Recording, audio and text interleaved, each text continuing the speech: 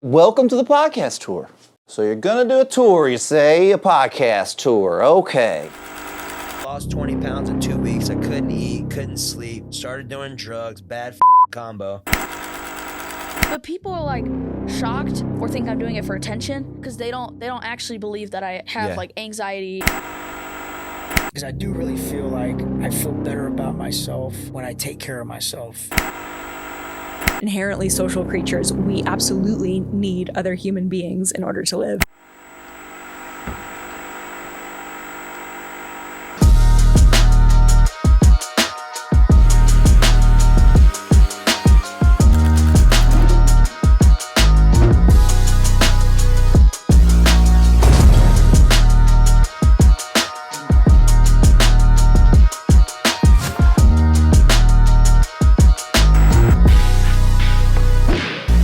What is a podcast tour? Well, in my mind, it was like the Yeezy tour. When I originally sent out the idea to do the podcast tour, it was more of I had these really great inspirational friends that I couldn't get to come to me. So I was like, oh, well, I'll just make a road trip and go to them. But then I was like, oh, it's kind of like a tour, like I'm going on a tour. So I was like, that would be cool. And also, could it turn into a learning experience for me? How much more could I grow inside this thing that I'm already doing? So who am I gonna interview on this podcast tour? So I'm gonna interview my friend Chase Brown, star of his own show, Chase Brown's Country Nights in Las Vegas. I'm gonna interview my friend Jeff, a pro basketball player that is now retired. I'm gonna interview my friend Tyler that has done everything under the sun. My friend Demar, he has a spin studio, one of the most unique spin studios that you would ever go to. All of these people, in a certain way, inspire me to do what I'm doing. I don't think that you have to meet your heroes, but you could meet people in your life that are like super inspiring in what they do and what they accomplish. And I think that something the podcast has given me is this perspective of people. Me personally, I was afraid of people. Believe it or not, as much as I talk to people, it lit, anxiety through the roof of I gotta say the right things and do the right things. And then after you have like so many conversations and you start to talk to so many people and you realize that like there is a way to communicate that can be effective, then it starts to change the whole perspective of a thing. And I didn't think I had no clue that that's a gift that the podcast would give me. So I'm gonna leave Austin, and my first stop is Las Vegas to visit my guy Chase. Me and Chase ran in the same circles when we both lived in Victoria, but I didn't really know him. And to be honest, at the time, he was doing his performance that he's doing now. It's so fantastic. But I was so insecure with who I was. I was like, well, I'm not gonna see this guy. He's just in a backyard. He's just playing at this party. That's not like big showtime and stuff like that. And then in building my podcast and in Chase building his career, you realize, oh, like this is the process. You start off as nothing and you have to build it into something. So I was actually witnessing the beginning of this amazing career that he has built. We came into contact or became closer through a mutual friend when I started doing this. I interviewed him, and that was so inspiring for me to see someone sitting across from me that had accomplished all of his goals he had had since childhood. He's never had another job. He's only sang for a living. That's crazy. Imagine if you would start your job like at 5 years old and that's what you do for like the rest of your life. I mean, how inspiring to go, man, like he really had what he wanted and so he just went and he got it in any means necessary, Okay, so tell me the first time that the idea about the ladder. Okay. And then tell me about the ladders. Does that make sense? Yeah. Okay. So I was in El Campo one night, and I was playing. There was a club there called Muldoon's. It's since been closed down. Country bar? Yeah, it was like a big country dance hall. This guy named Tim Ryan owned it, and the lore of it was that Tim had maybe gotten kicked out of somewhere or refused service for something one night. So he's like, well, I'll just open up my own place. Was kind of how it went. So this guy, I mean, he just went so over the top. There was an ice cream shop, a putt-putt golf, a dance hall. I mean, he imported a bar from Ireland, like an Irish pub, like hardwood bar that came in. And my dad randomly took me there one night. Dad was trying to like find me little gigs and stuff. I must have been 19 or 20. And we walked in there and I met Timmy Ryan, and he gave me a night. He said, well, you can come in and do one Friday night. So this was in the small room of the bar. There was like the big dance hall that he hadn't even put the stage in yet. And then there was a small room. So I'm singing to maybe 5 or 10 people this first Friday night. And it ended up going really well. And he said, I'll tell you what, I'll book you every Friday for like $1,000 a pop or something. It was, to me, working for a couple $100 since I was, a kid. I was like, I'm going to get $1,000 a night to sing in this bar. Like, it was so over the top for me that it became my everything, was like getting ready and making that show better every week. And every week it started getting more and more people. And it was a Thanksgiving night. And there was, I want to say 1,200 people that came to the club that night. And I had never, ever been in front of that many people before. And I don't even think I was old enough to drink, but I had like 2 or 10 Jaeger bombs on board. And I'm having the time of my life. And I'm just a kid with a Britney microphone and a laptop playing tracks, but it's like a concert, like it was out of control. And I couldn't see all the people in the back of the room. And I wanted to something in me in that moment was like, take inventory of this in your mind, that like you get to do this, or that this is happening. But I just couldn't see everyone. So on the side of the stage, there was this random ladder that they had for like putting up lighting. And I just thought, I'll just pull it up here and climb up to get a little bird's eye view of this awesome crowd. And dude, I climb up and all those 1,200 people start screaming like it's part of the show, or like I'm going to do something. And I had nothing but a buzz, And so something in me just like grabbed onto that ladder and squeezed it with my legs and just gave it a hop. I just like, bam. And of course I'd never done that or tried that or thought it was ever a thing, but I needed, there's something in me where when I hear crowds, or when I hear that, when I get a reaction, I want to go more and get more out of it. This place lost its damn mind. And now I'm like riding it. I'm doing circles. I'm riding it to the left, to the right. I'm making this ladder do stuff. You've never done this before? Never ever done this before. And I'm just living off the adrenaline and the Jaeger bomb of Thanksgiving night, right? And I'll never forget the next day, my manager at the time, Barbara, she said, I got a call to book you. They want to book you and the ladder. I said, I don't even have a ladder. So day after Thanksgiving, I'm at Lowe's shopping for a ladder and like asking them like, what's a good hopping ladder? Like what will be sturdy and hold you? Like, what is this kid talking about? So the first one was literally just a silver plain ladder. And I got some mailbox letters and put Chase Brown down that thing. And every show I did for a year. Do you remember the brand? Werner ladder. Okay. It's the best one. Is it? It really is, because these guys need to give you a sponsor. I know, they literally need to. The way they lock in, and it also gets small so you can travel with it. But anyway, I started hopping on it, and then I learned a few more tricks where like I'll stand on this top rung, and then I'll separate my legs and drop down and catch myself right here. So everybody thinks I'm gonna hit my crotch on the top of the ladder, but it's just like I've got it, just timed out where if I catch myself here, and I've never, thank God, I've never had any incidents, but when when people are just like, what's this guy doing singing on a ladder? And then I drop down like, oh, he's gonna, and then I would see that reaction, and that's like, okay, add that, add a twist, add this.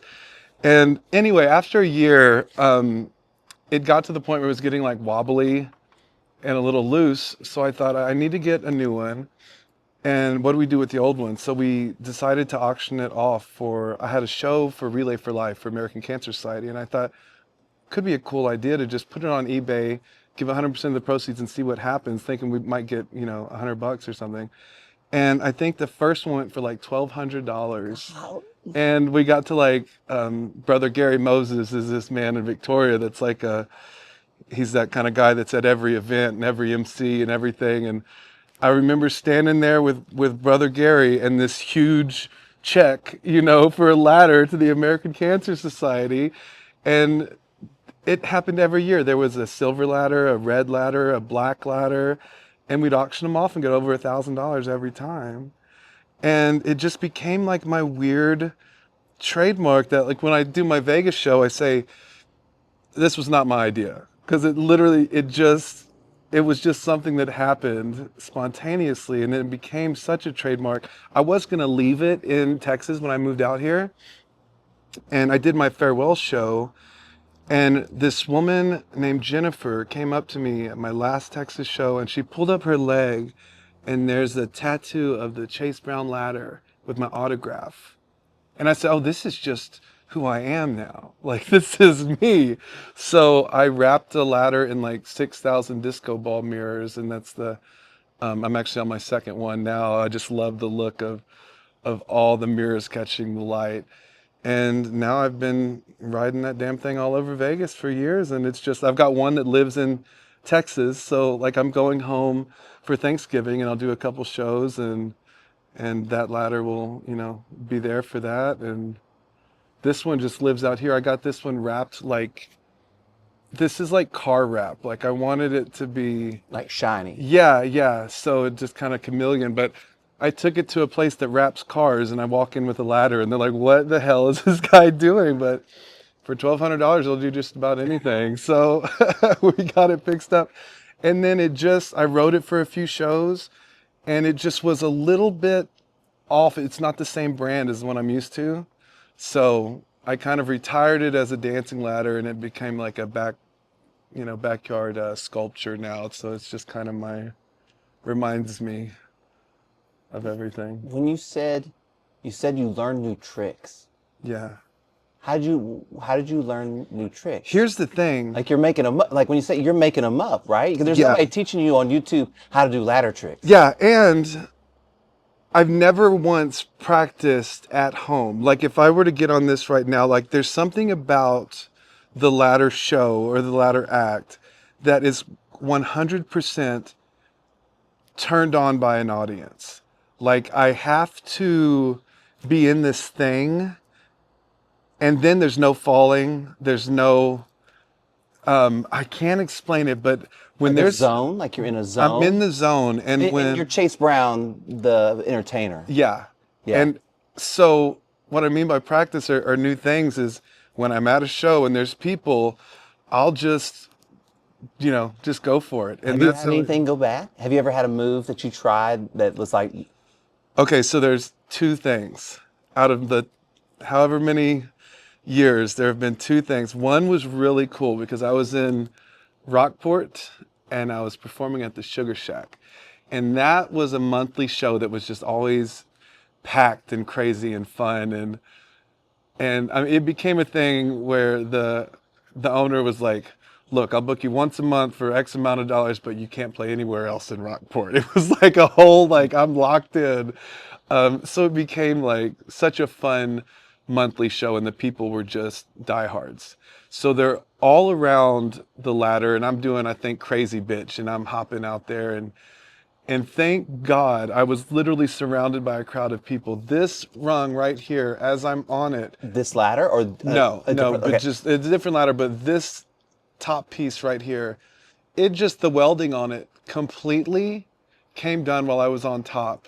It just broke? It broke, and I start falling this way, and literally the people grabbed me and put me back on my perch. It was insane. The ladder was out of commission, but instead of me busting my ass, it was oh, we got you son, and just put me back up. What went through your mind in that moment? Shit. But then they catch you. Yeah.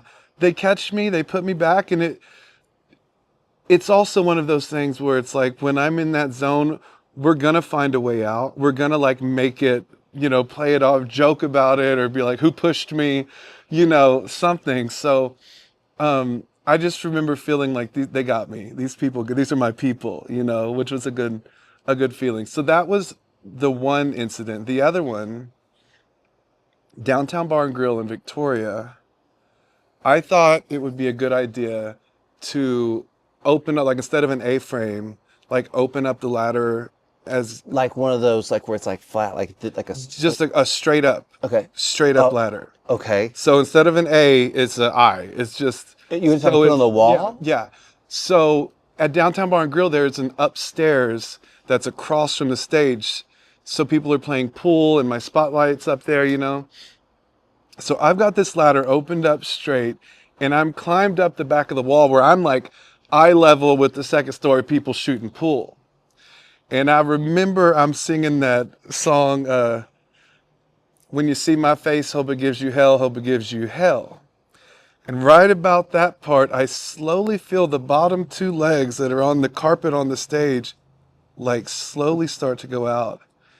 And at that point, there's nothing I can do but ride the wall down. And I remember like, and the ladder goes flat. I bust my ass on the ladder and kind of hop back up and hope it gives you hell, hope it gives you hell. I kept on singing the song, but that was the only time that I've fell, was just being drunk and stupid. But from riding it or doing what I normally do, there's been no incidents of falling yet. Tell me what makes a good ladder for what you do. It's got to be flashy. Okay, I'll tell you this.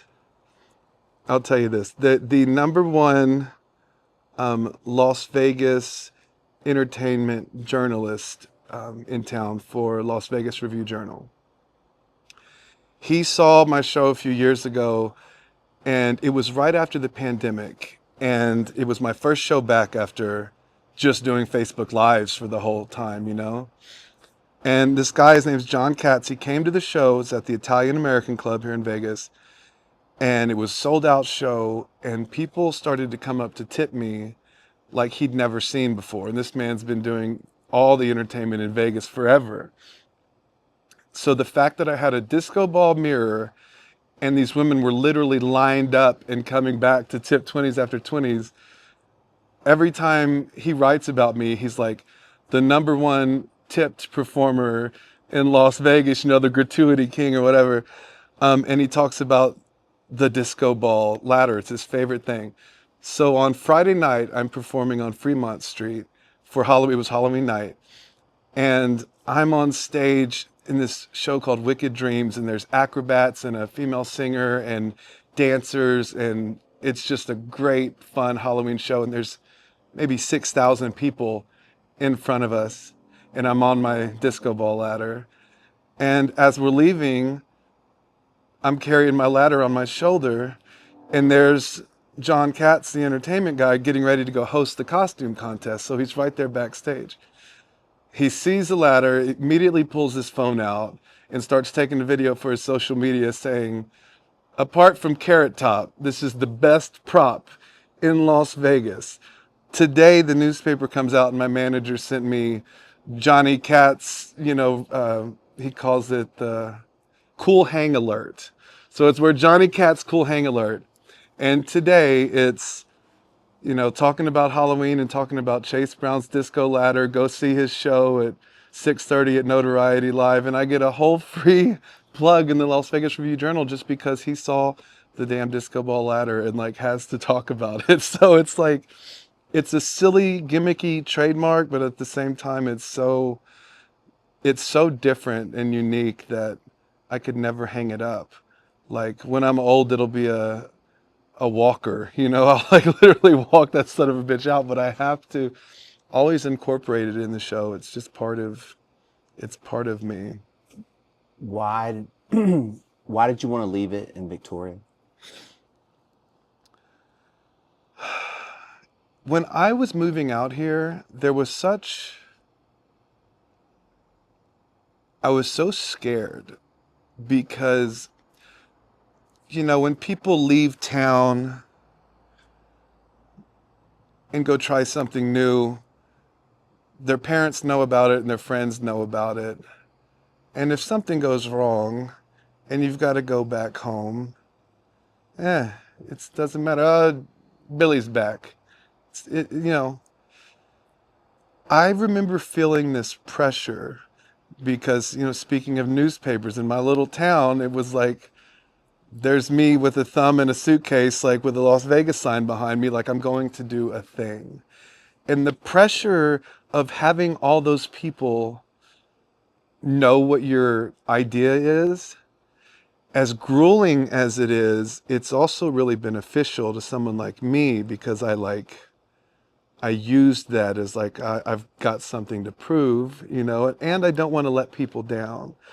So I was just trying to like get away from everything I'd done and go to Vegas and just make it on my merits as a performer and as a singer.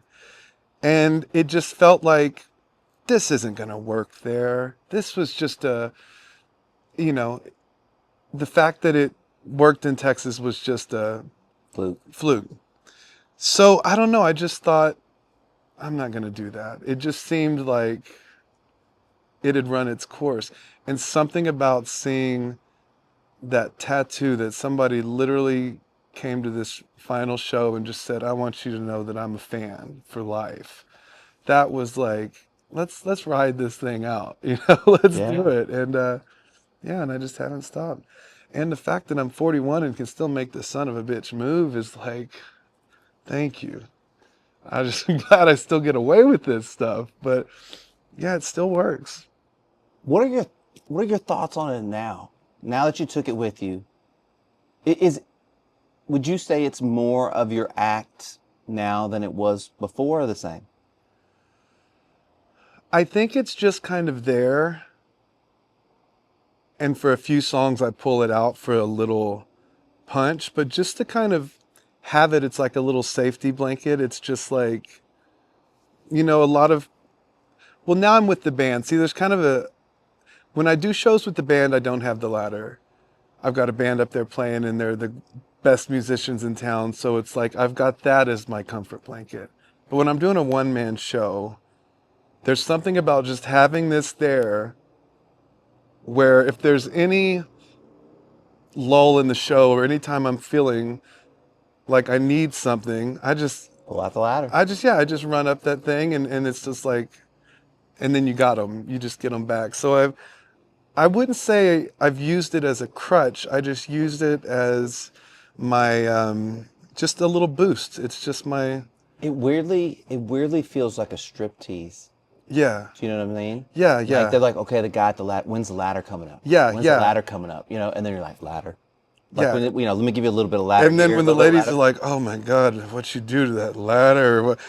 It's all about, and I do this thing I didn't even realize, but a friend of mine named Saki, she's this amazing glass blower. She's a Japanese glass blower. She makes these amazing pipes and bongs that go for thousands of dollars. She's like one of the top blowers in town. Well, she does a Chase Brown impersonation once a year, every Halloween. She calls it Fake Brown. So she came to my show last week, and I mean, she paints her face up, she puts the beard on, she shaves the sides of her hair, she tapes a lighter to her belt and draws on abs, and then she even goes to the bars afterwards and she's handing out flyers, introducing herself as Chase Brown to everybody. As this Japanese woman, like, I am Chase Brown, come to the show. So she comes up on stage. I'm on my real ladder. She brings out this little like step stool ladder. And the knob of the ladder, she gets it and she goes, she starts spinning it like that because I do this thing before I ride it where I'll pose and I'll just roll that thing a little bit to like get it going. I don't even know. Did you not realize you did it? It was just such a thing that it's really? just Yeah. like, it's just part of it. But to see somebody dressed as you with both hands going, oh, I'm getting it ready. It's like, oh my God, what kind of show do I do? So it is stripteasy. But I wasn't even thinking like, stripteasy in that sense. I was thinking more of just the anticipation Yeah. of a striptease, right? Yeah. The anticipate, and there's an anticipation to the ladder that adds, it separates you from other people. Yeah. I don't know. It's that individual, because I was like, when I explain it to people, I'm like, okay, there's this guy and he rides this ladder. They're like, what? Like, you know what I mean? Or, I have a signed picture in my garage, right? So people go in, they go, who's this guy? And I go, he has a show in Vegas and he rides that ladder. They go, he rides the ladder. I'm like, yeah. I mean, you know what I mean? And like, it's always a I mean, and I think that's amazing, And it doesn't make sense unless you go. That's another thing that I've learned is like explaining my show is really hard.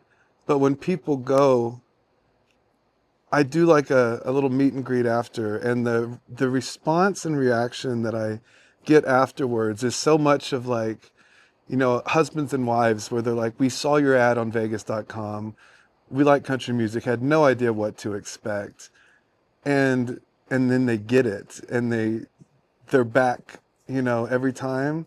That's so special to me. I got a text literally today from these two guys from, I think, Montreal. And I've got to read this to you because this is what you want.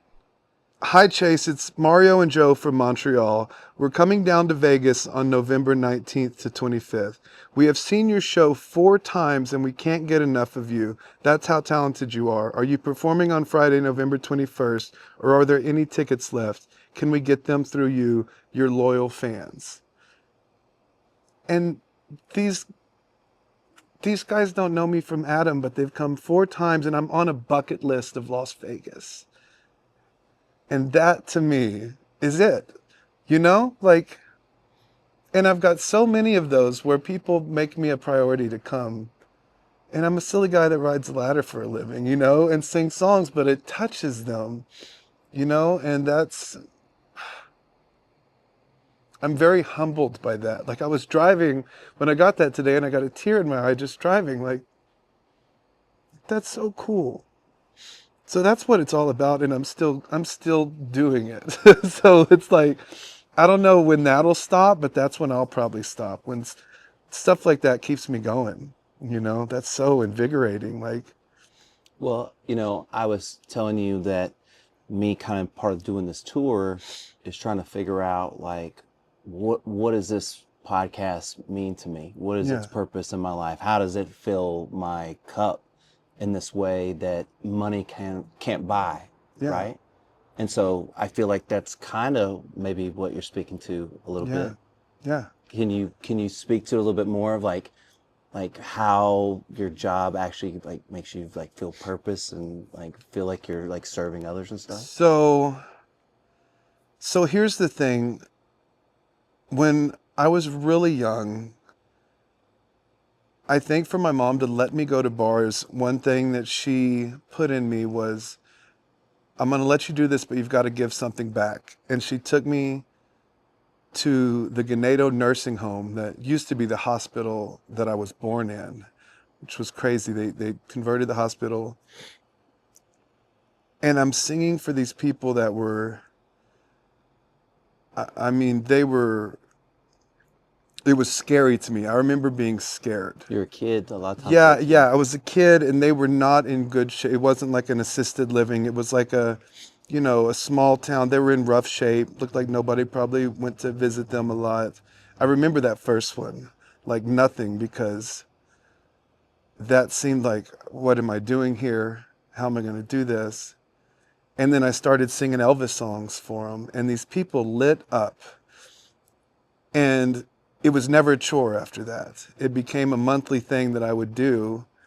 And still to this day, I've got maybe 4 assisted livings that we go to during the day, and then 2 adult daycares for the special needs folks. And those are mine and my manager Denise's favorite days of the month, because I walk into this place 10 o'clock in the morning and these people scream like Beyonce just walked in. They're ready to party, right? They're ready to party, Chase. It's hugs, it's love. They're excited. They're in costumes or little cowboy hats. And I sing for an hour for these people, and that is the best feeling in the world when you drive away from there. And that hasn't gone away. Like, so that's that's something that I'll never, ever stop doing or lose the interest in making people truly happy. It's not for a ticket price. It's not for the cameras. It's just like people love you and you get to bring them joy. That's such a gift, you know? In this weird way, so obviously you get paid to do all this now, so you don't have to do anything for free if you didn't want to. Yeah. Right? Does it remind you of why you do it when you do it? Does that make sense?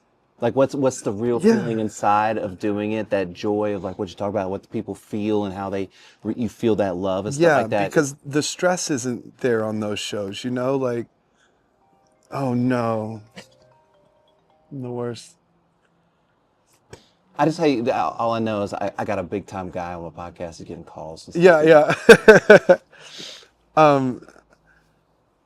So like last month, October was insane for me, and I remember looking at the schedule, and it was like every day, 2 shows in some days, and doing new things that I'd never done before. I hosted my first hosting job at the T-Mobile Arena for a fashion show for the rodeo. These things that are very stressful to me. How am I going to do this? How am I going to learn all these new songs for this Halloween show? There's like 13 dates for just this one show on Fremont I had never done. It gets very stressful. But then when you've got a 10 a.m. show to go to the adult daycare, none of that's there. And it's just like, let me play some Hank Williams Jr. and get these people up on their feet. That's the joy in it that I really do need. Like, does it help you through? Like, does it somehow help you through or remind you when you're having to do a show that's like, stress or has other things? Do you know what I mean? Like, you take that with you a little bit. Yeah. To those shows, and that's what you give to those people, even though what you're getting back might not be exactly the same because the environment's a little bit different. Yeah, it just gives me a little bit of pause, a little gratitude. It humbles me. I just feel like it keeps me in where I want to be as a person. You know what I mean? Mm-hmm. Like, it takes away, you're not thinking about yourself. You're not thinking about anything else. It's just smiles. And I need that. Like, that is at the end of the day, financially, money aside, I need to perform. I have to do that. And it's like one of those be careful what you wish for things when you look at a schedule that is, 28 shows in a month. You're like, what? Sometimes I don't want to talk. I don't want to be seen. I just want to be on my couch with my cat and hide out. And it's like, no, put your face on, put your hat on, and get back out there. You don't get to choose when you have to go do these events. Yeah. You know what I mean? You don't get to choose to have a bad day that day. Yeah, they're locked and loaded, and I refuse to cancel them. I've gone from the hospital to the stage before, where it's just like, no matter what's going on, I will not cancel. So it's very much who I am, but I do need those assisted livings and those adult daycares to just be like, this is the peace of it. This is the joy of it that's just unaltered. It's just you having fun with it. So it's very important. That's amazing. Well, you up for giving me a hug? Oh, please, my boy. Thank you so much. Stop number 2, I take off from Las Vegas and I go to Southern California, where I'm going to meet my boy Jeff. Jeff and I met, I was married at the time, and we went country dancing a lot, and Jeff was playing for the local basketball team, and they had gone out with all the guys, and because, believe it or not, I'm a really good country dancer. You can't grow up in Texas and not know how to country dance, or I feel like you're not supposed to. It's not Texas-like. Anyways, and so I was there with my now ex-wife, and we were dancing, and so they liked the way they danced. They stopped us and wanted to teach and stuff like that, and that kind of stuff, not in a braggadocious way, but it would happen a lot. But I'd never met pro basketball players, and so me and Jeff just hit it off. We hung out all that summer, and Jeff impacted me in a way I didn't know was coming, because shortly after meeting Jeff, that's when I would go through my divorce, and he was one of the people that was really strong and solid for me, always took my phone calls, was always great for me, and he, again, lives out the dream that most people, he played pro basketball, he played overseas, he played here in the United States, and it's like, you can't name guys on this planet that wouldn't kill to like be able to do something like that, you know, to play like a pro sport. I mean, they would love that, and he's like doing that. And that's not even really what his best sport. I think his best sport was like soccer. The one he loved the most was soccer. So it's like, it's weird how these things like choose you sometimes, the things that choose you to be your purpose, because not only did Jeff get to travel around the world and help all kinds of people, but then he got to come back and now he's a coach.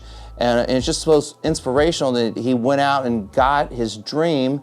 And then, you know, when it wasn't gonna work here in the United States, he went somewhere else. And he found a way to make what is sometimes like just a dream into an actual reality. It's amazing. How'd you come to play basketball? Man, it was just in like my family. My dad played, so I grew up like going to men's leagues.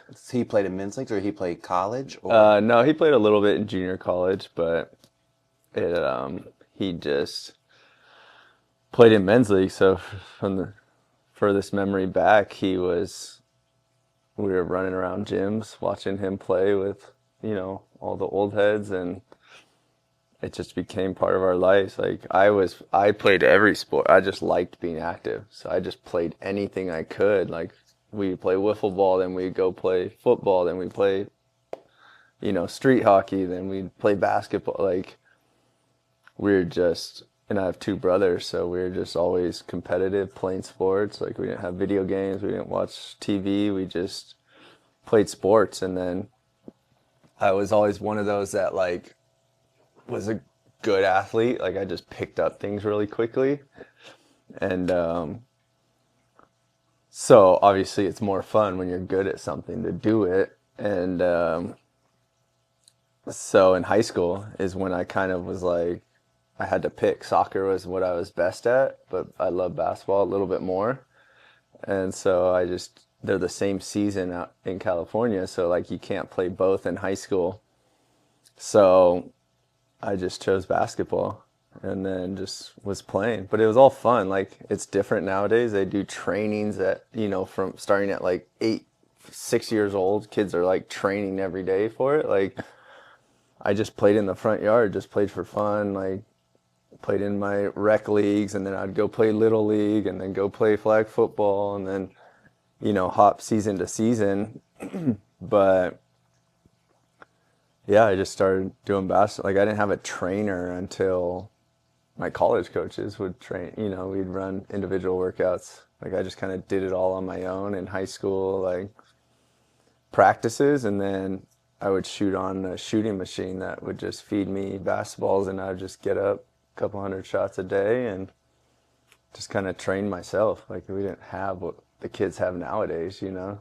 So what, in your opinion, what do you think about the two different experiences, your experience and what kids go through to now? What do you think is valuable or better?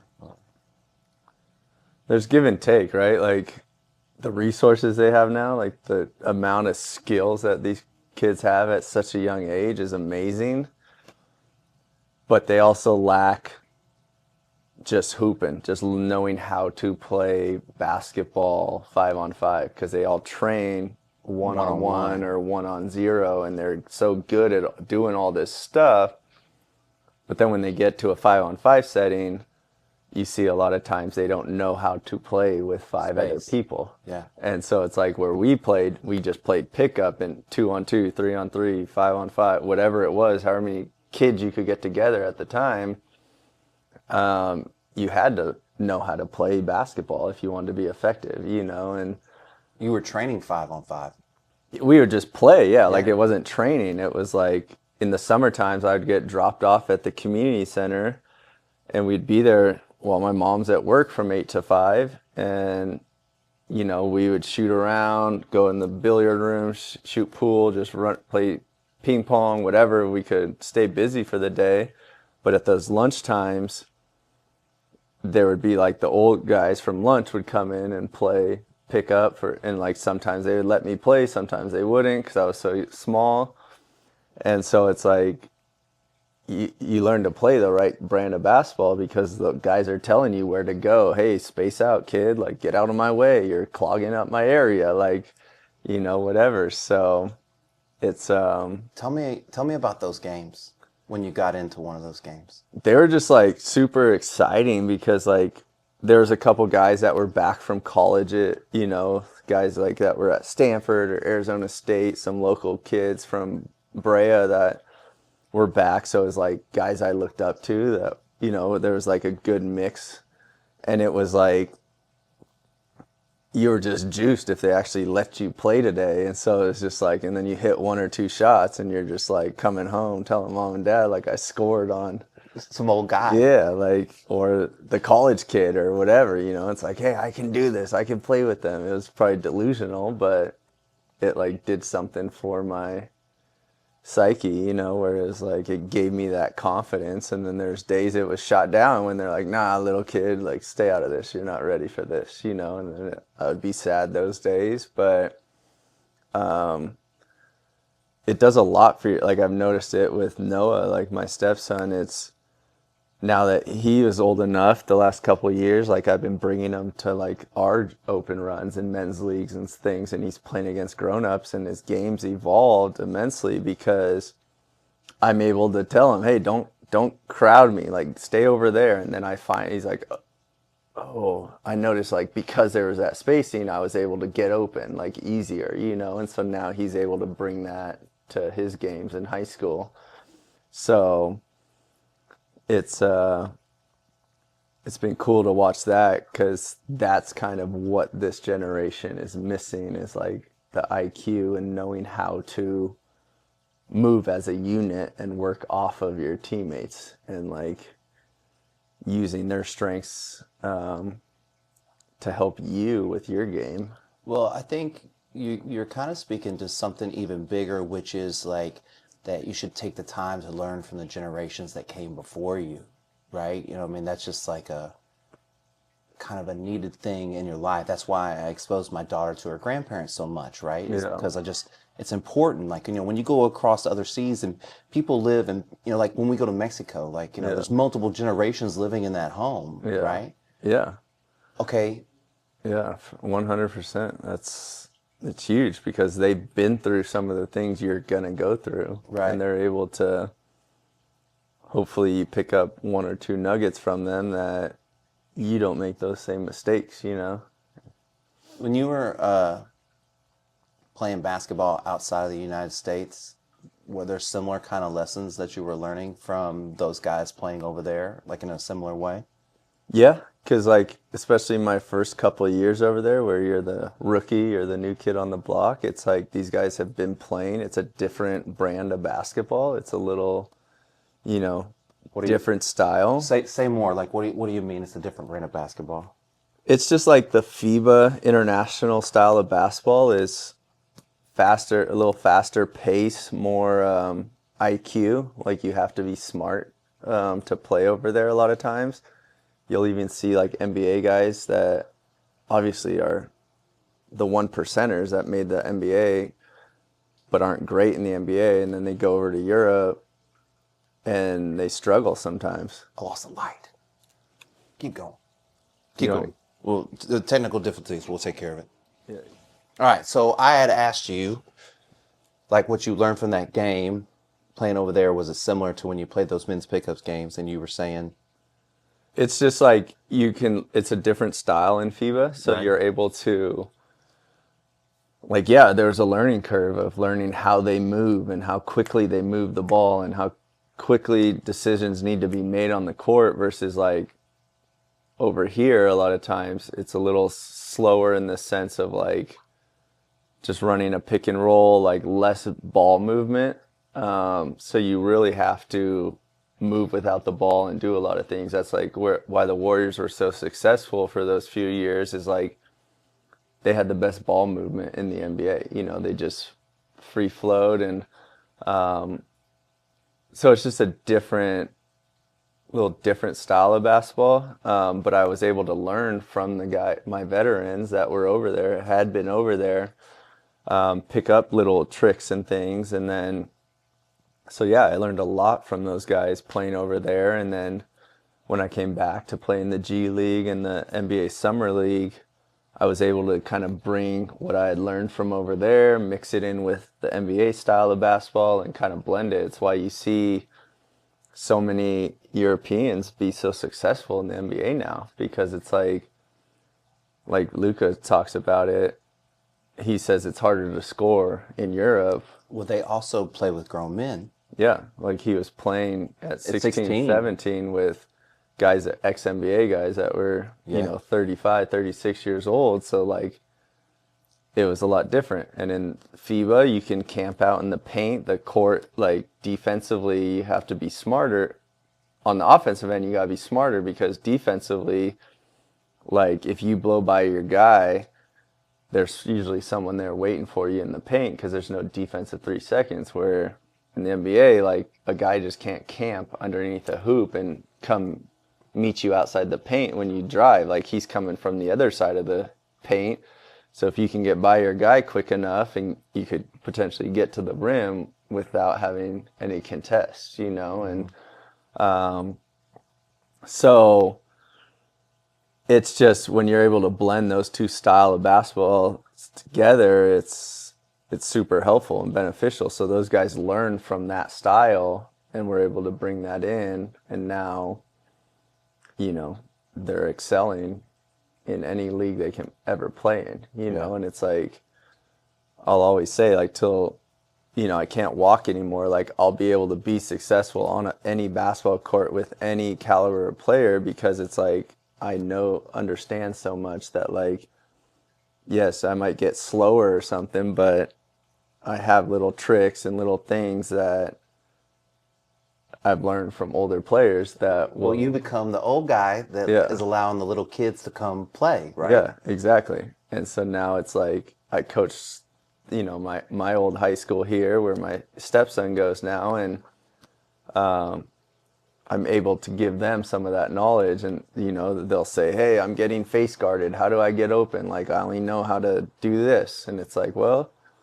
here's a few tricks. And they're like, oh, okay, this is actually, like, face guard me, I'll use that against you. And I can actually exploit that. And now I'm gonna set a back screen, which turns into a double screen because my guy's on the top side of me, and then I'll free up my teammate. And once he gets a couple layups or dunks, they're going to have to change how they guard me, and now I can come off a screen, and I'm the one open. Like, it's like this game of chess. Like, you're thinking 2-3 moves ahead of your opponent, and now they're on their heels, and they don't know.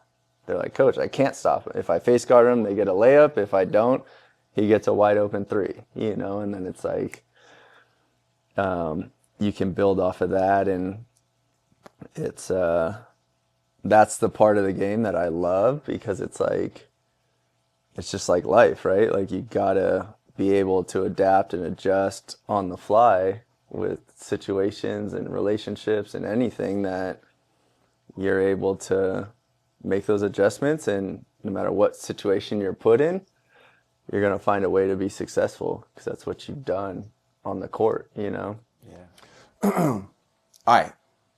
So just for a second, because I'll come back to this, but tell me about, like, playing soccer as, like, a kid, like, because you kind of were like you said you really wanted to do soccer, but you chose basketball. So tell me a little bit, like, about soccer, like, or why did you finally choose soccer or basketball over soccer? I don't really know what went into that. I don't remember it being like this big decision. Honestly, I just remember being like, yeah, basketball's the way.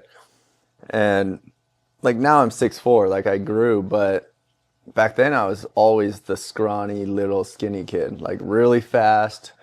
In Little League and baseball, like, every team knew I wasn't a great hitter, so I was just going to bunt every time. But, like, I was so good with my hands, like, I would just bunt it perfect, and then you weren't going to throw me out. I was just so fast down the line.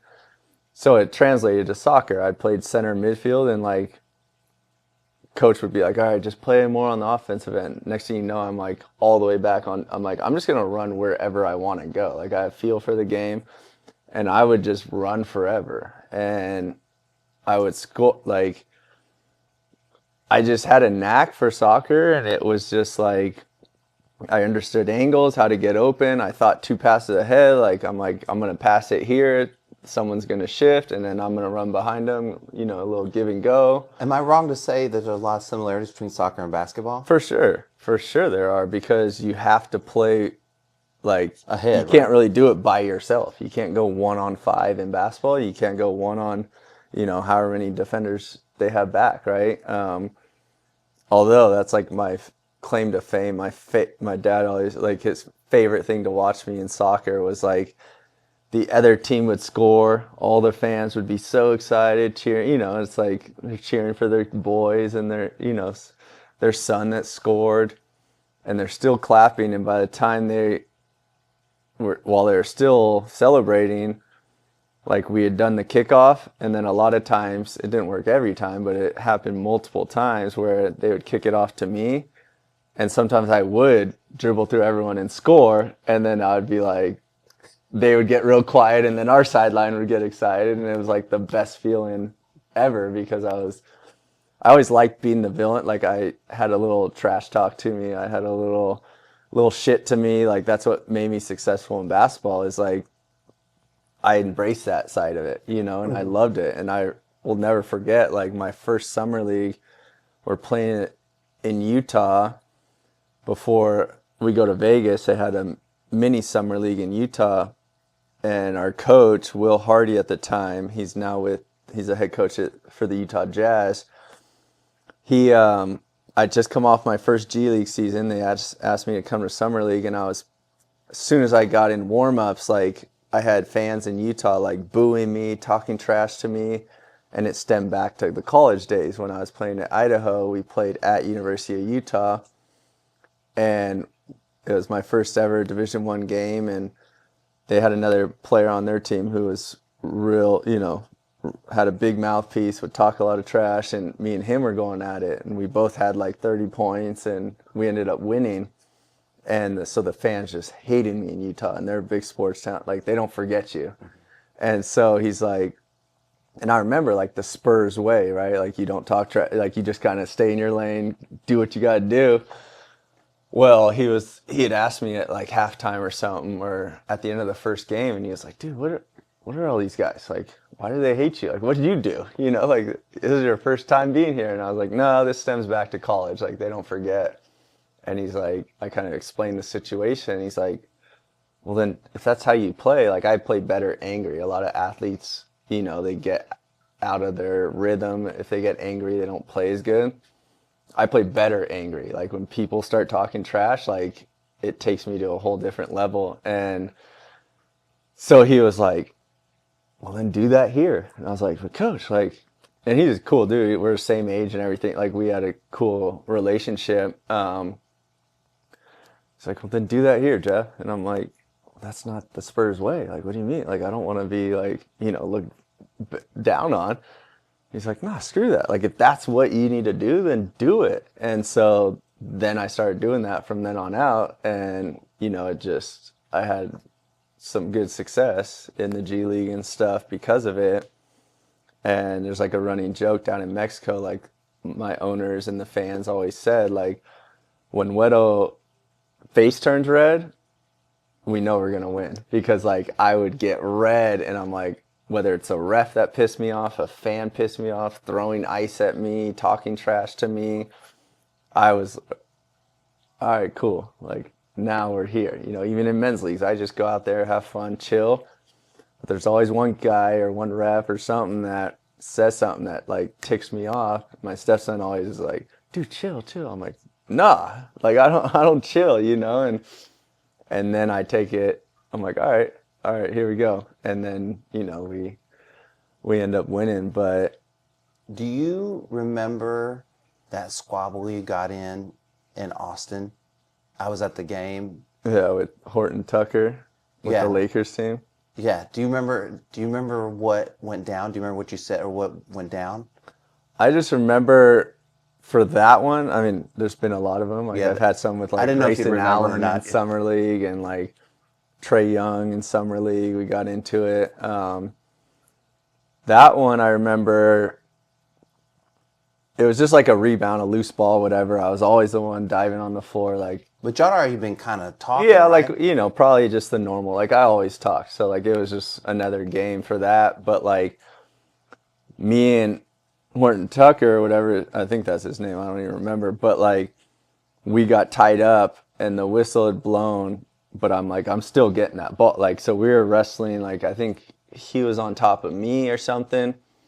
And so, like, I don't remember if I, like, threw a little elbow or something in his gut. Like, get off me or something he didn't like, and then he like swung at me, and of course that's what the ref saw because he's on top, so he like swung at me, and so they like tossed him out and threw him out, and I think we ended up winning. It was a like big rivalry, but and then another one happened at the Lakers where I made a move and like I had like a high elbow to do like a high spin move, and it like some dude's face was there, but he was behind me, so I didn't even see him. But I just elbowed him right in the jaw, and then their coach was trying to fight me because he was like saying that I did it on purpose and all this, and it's just like I was always in the middle of those things, but it was like that was my role, and that's how I played, and it was like it brought energy to our team, and 100%. like my teammates get involved in it, and they get going, and so I'd always come in as a 6th, 7th man, like. If we had low energy that game, I come in there and it's like you spark something, and now it's, you know, you're in the timeouts and coaches is like, you know, why aren't you NBA assignment players that are playing with us? Why don't you're making millions? Like this guy isn't. Why is he playing harder than, you know, like it was a good teaching point for them. Mm-hmm. But yeah, I remember that one. But yeah, there's countless times. I was like, you know, I'm sure there was a bunch of times, but I was like, I don't even know if he'll remember this one. I just distinctly remember that one because after he swung at you, I think you said something to him or kind of like mouthed something to him. And I obviously couldn't hear anything, but seeing him across the court, I was like, oh, like he's just like messing with, he's just all inside his head. Well, yeah, because then I'm real sarcastic, and then so I probably made some smart comment like, oh, was it worth it? You swung, you missed, and now you're gone. Like, you just let your team down. And so then I'd tell his teammates, like, dang, dude, your NBA guy, like, just lost you the game. Like, how do you guys feel about that? You know? And it's like, you know, and then, you know, you're making smart remarks to the coaches and, like, you know, like, this is supposed to be your guy. Why is he, you know, what are we doing here? You guys, like, you guys can't control this guy? And then, of course, that just pisses them off even more. And then they're, like I said, when they're mad and they're angry, like, they don't play as good, most people. So then it's like takes them out of their game. And now we have the competitive edge. What's up with these lights? You know, usually I'm way more fucking professional than this, but this is my first time kind of being on the road, like trying to do stuff and trying to figure stuff out. And it just doesn't always turn out, you know what I mean? Mm-hmm. So I think I told you kind of when I got here that part of me kind of doing this podcast tour is trying to figure out me doing this podcast. What is it to provide for me? What does it give me? How does it make me? How does it give me stuff that money can't buy, kind of thing, right? Yeah. You know what I mean? What's the non-monetary value of what that I do, right? And so I guess before we get out of here, I'd just be really curious about, you know, I mean, it's almost like, I mean, basketball was kind of like, not an accident, but you could have easily just went and played soccer and none of this could have happened. Yeah. Right? Exactly. So I guess I'm curious about, you know, what is the you've already spoke to a little bit, but what's the non-monetary value that basketball has given you over these years? Yeah, I mean, it's such a good question about, because it's bigger than basketball, right? Like, the game itself is great. It's, you know, provided me, and I was lucky enough to make money doing it and stuff, but now the ball stopped bouncing for me technically. Like, I don't play anymore to make money, so it's like, but I've grown so much as a human being because of it. And like my relationships, like me and you, we met because I played basketball in Austin. Crazy. And then I went to a country bar one night, and there, you know, we just started chatting, and, you know, we became homies. And it's like, I have so many of those friendships and relationships all over the world now.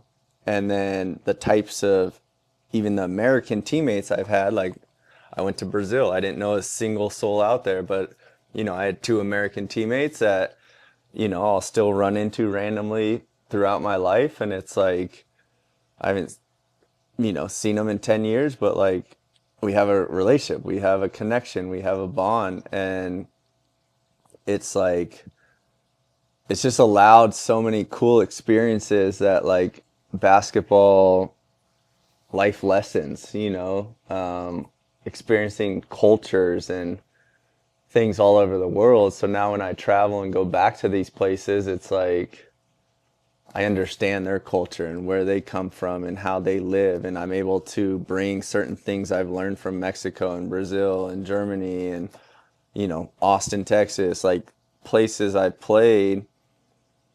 And it's like made me like who I am. I take what I like from that culture and I implement it in my life, you know? And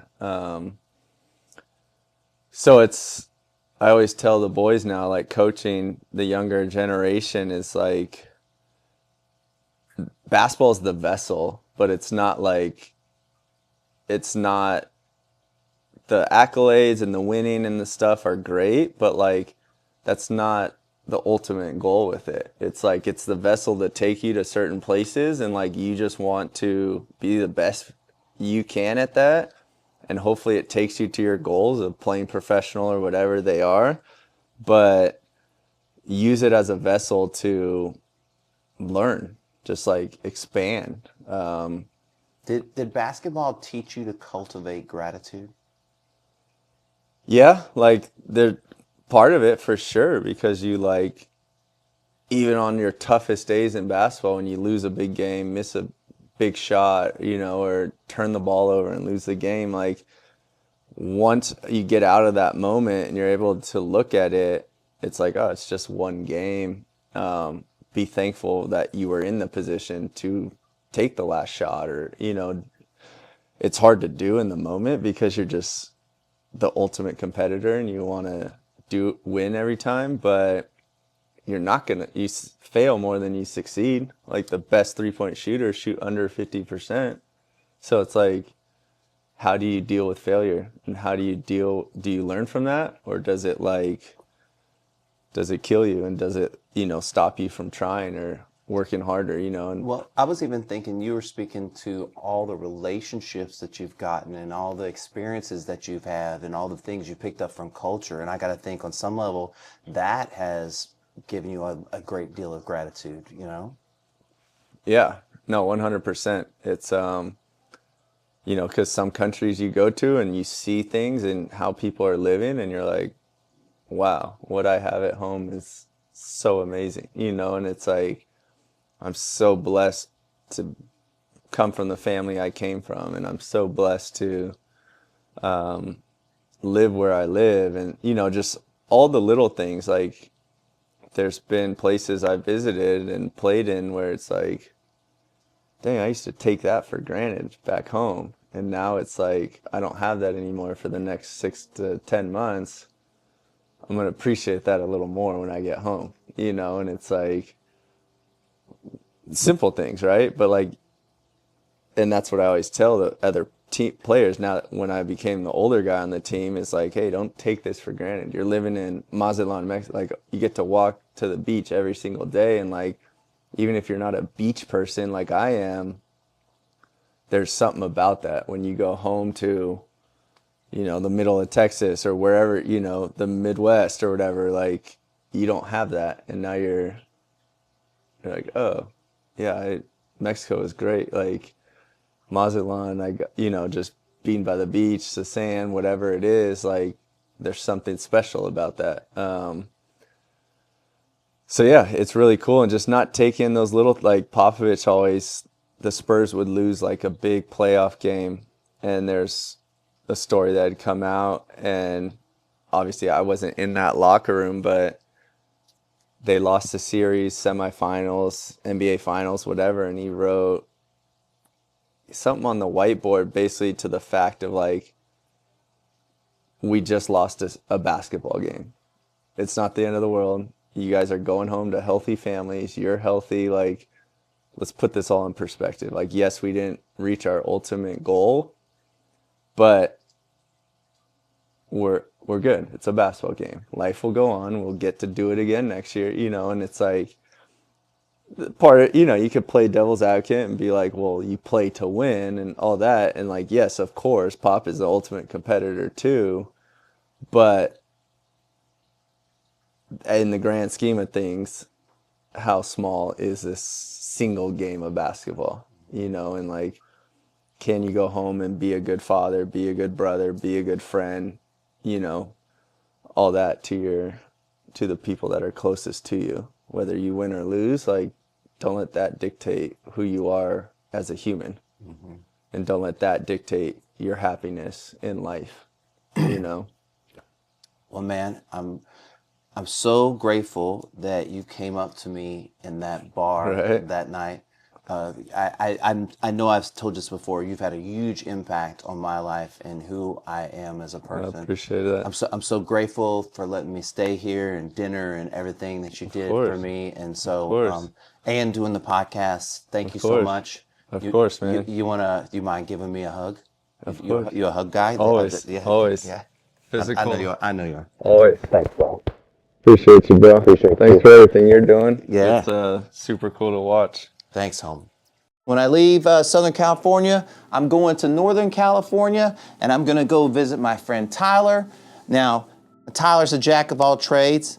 I actually met him and Demar at the same conference, and we just kind of hit it off. You know, he reminds me a lot of my like really good friends.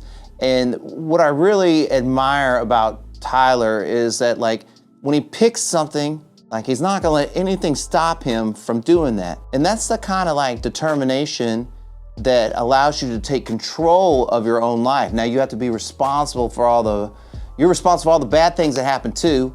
It's not just, you know, like you get to pick all the good stuff, but you feel better about those decisions when you're making those decisions and you're making the failures based on decisions you made and not what you thought somebody else would do or you think something else should be, you know?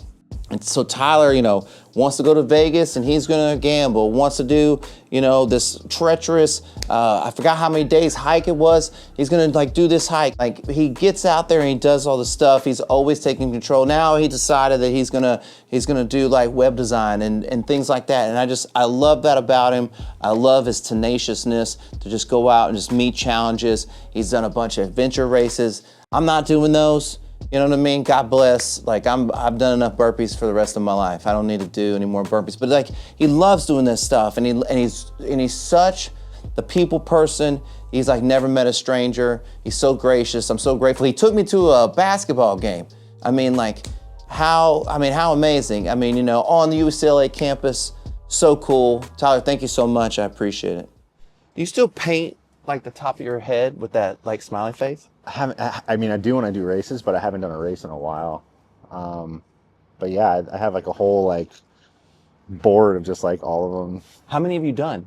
How many races have you done? And then how many times, you paint your head every single time? So most of them were the Spartan races because like your number was your headband. Right. So from 2016, 2019, I think I did 120 of them.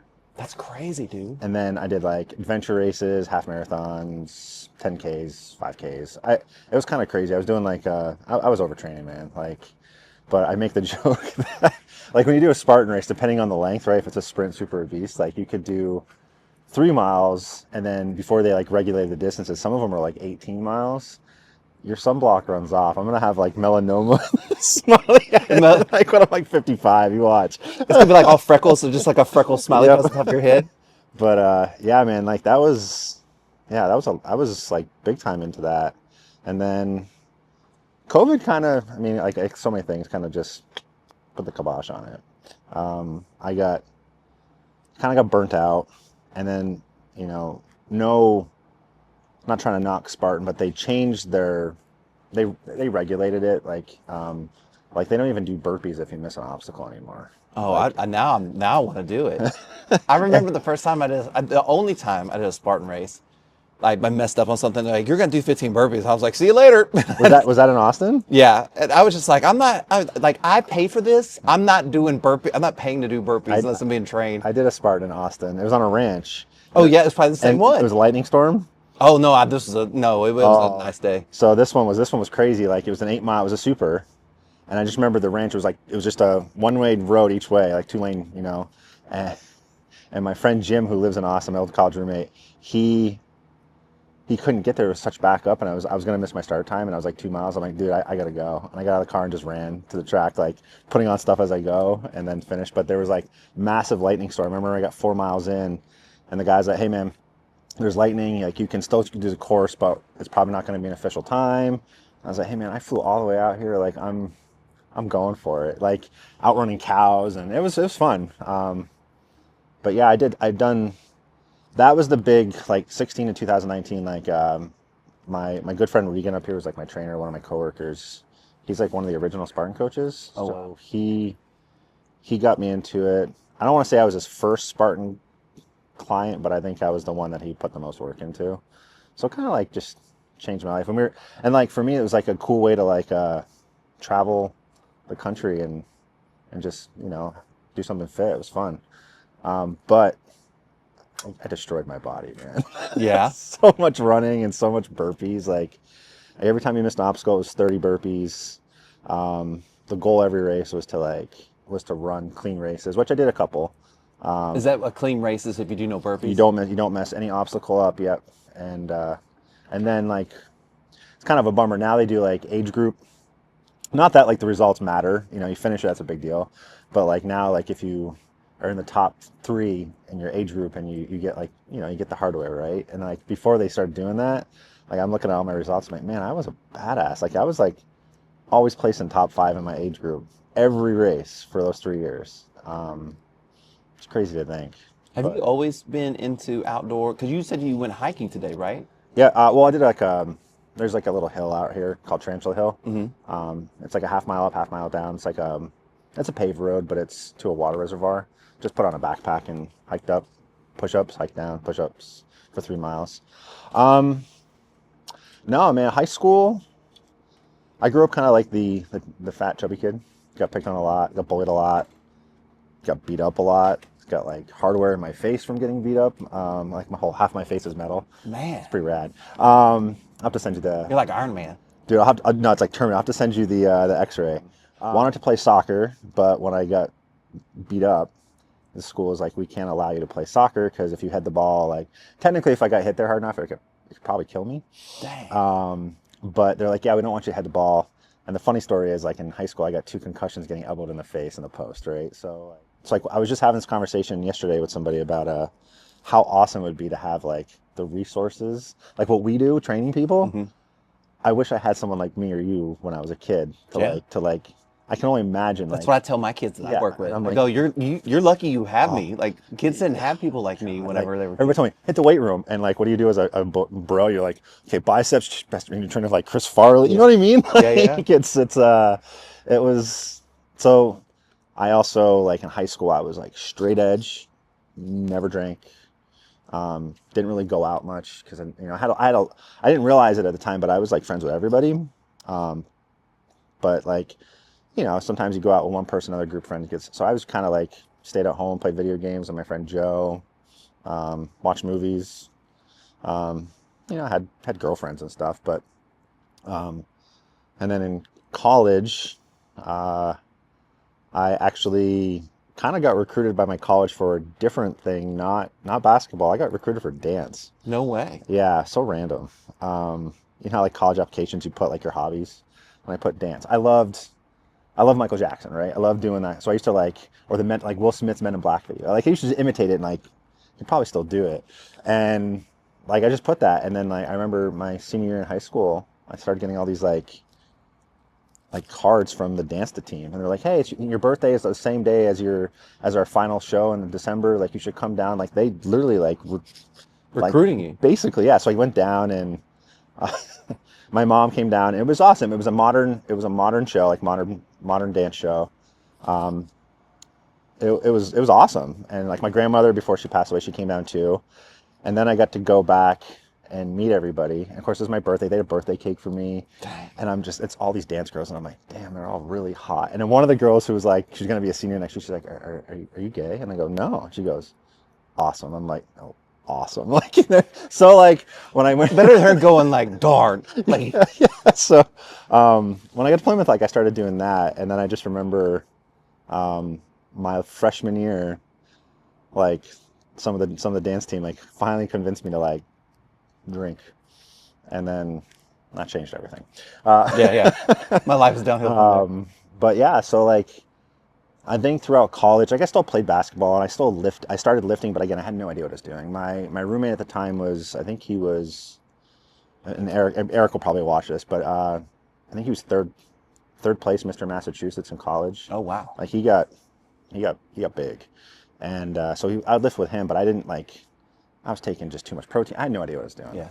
And and then when I graduated college, I was pushing like on 280, but like 280 with no muscle mass, just like a skinny guy that was just big. And then, yeah, I mean, fast forward, I guess that my first year teaching, I ended up breaking my ankle really bad, to the point where I was on crutches the whole summer and part of the next school year, and I mentally couldn't do it. So my principal was like, take a year off. I ended up moving back to Vermont, but that summer kind of got me into doing different things to keep my competitiveness. So I was playing chess, started playing poker, and it's just so funny, that ankle break, when you look back at events, it's like, man, that like that one bad event, which I thought was a horrible time, like I wouldn't be here if that had never happened. Look at Michael Jordan. Yeah, it's crazy. It's crazy, the similarities between y'all's lives. Yeah, it's just, yeah, it's nuts. Like I fell in love with poker. I ended up moving to Vegas to play full time, which I mean I still play, but not for a living anymore. But yeah, and then when I was living in Vegas for a while, and then moving back, and I was super unhealthy. And then this is what got me into the training aspect. There was a boot camp. That was like when boot camps were like the phase, right? Like there was a boot camp everywhere. And one of my high school friends, she was doing it, and she had dropped a lot of weight. She like transformed her body. She looked amazing. She's like, you should come. I think I was like 25 at the time. Still have that Superman complex. Like, I'm still fit, but I'm not. And yeah, I remember the first class, within the first 10 minutes, I puked. Dang. And I was like, all right. And he's like, you gonna come back tomorrow? I was like, yeah, I'll come back tomorrow. And I got partnered up with this woman, Joan, 68-year-old woman, always wore crazy like knee-high socks. And like the format was super. It was 30 on, 30 off. You're both doing exercise and you just swap. One was doing push-ups, one was doing goblet squats. So he was like, yeah, like grab your kettlebell. So I'm thinking I'm badass. I grab like an 18-pound kettlebell. She grabs like a 35, and she's 68. So I'm doing squats, and on like squat 5, my legs are burning, and she's on her toes, looking at me, cheering me on. 30 seconds, just doing straight push-ups. She's like, you're doing wonderful. And I'm like, wow, like this woman's, you look at her, she's looking like an average woman. We switch, I got to like 3 push-ups, and I had to like go to my knees. And that was like my moment. I was like, nope, not having it. Like, this is, not to sound like machismo or whatever, I'm like, but no 68-year-old woman should be beating a 25-year-old guy in push-ups. Like, just, it shouldn't be. That was like 100%. My thing. So I told the guy that owned it, I was like, yeah, man, I'm going to like be your boot camper of the year. I'm going to make your wall of fame. Like, I'm going to like drop 70 pounds. And like, he's like, okay, yeah. But I don't think he believed me. 7 months later, everything came to fruition. And then he was like, you want a job? I was like, sure. And of course, like with our industry, like you don't have to be certified, which that's a whole nother topic. But I was like, well, I want to be. So I ended up doing NSCA, like studying on my own for the whole summer, and passed. And then after a few years back home, I was just like, yeah, it's too small, too small. Not enough stuff to do. I didn't feel like I could grow anymore. So I made my second, I guess, move across country, and that's when I came out here, which is crazy. It's 12 years ago. 12 years in a month. It's nuts. But I came out here to kind of like pursue that career. And then when I got out here, that's when I met Regan at the gym I was at. And yeah, I just looked at it because Regan's an actor. Like I guarantee you, like if I pulled up a video, you'd be like, oh my God, I see him all the time. Like he had his own show at Disney and all this stuff. And but he like completely transformed his body, and like I don't know, he's 57 now, and like I'm like, dude, I think 20-year-olds would kill for what he looks like. So he like basically trained me. We would do 2 days a week for the first month.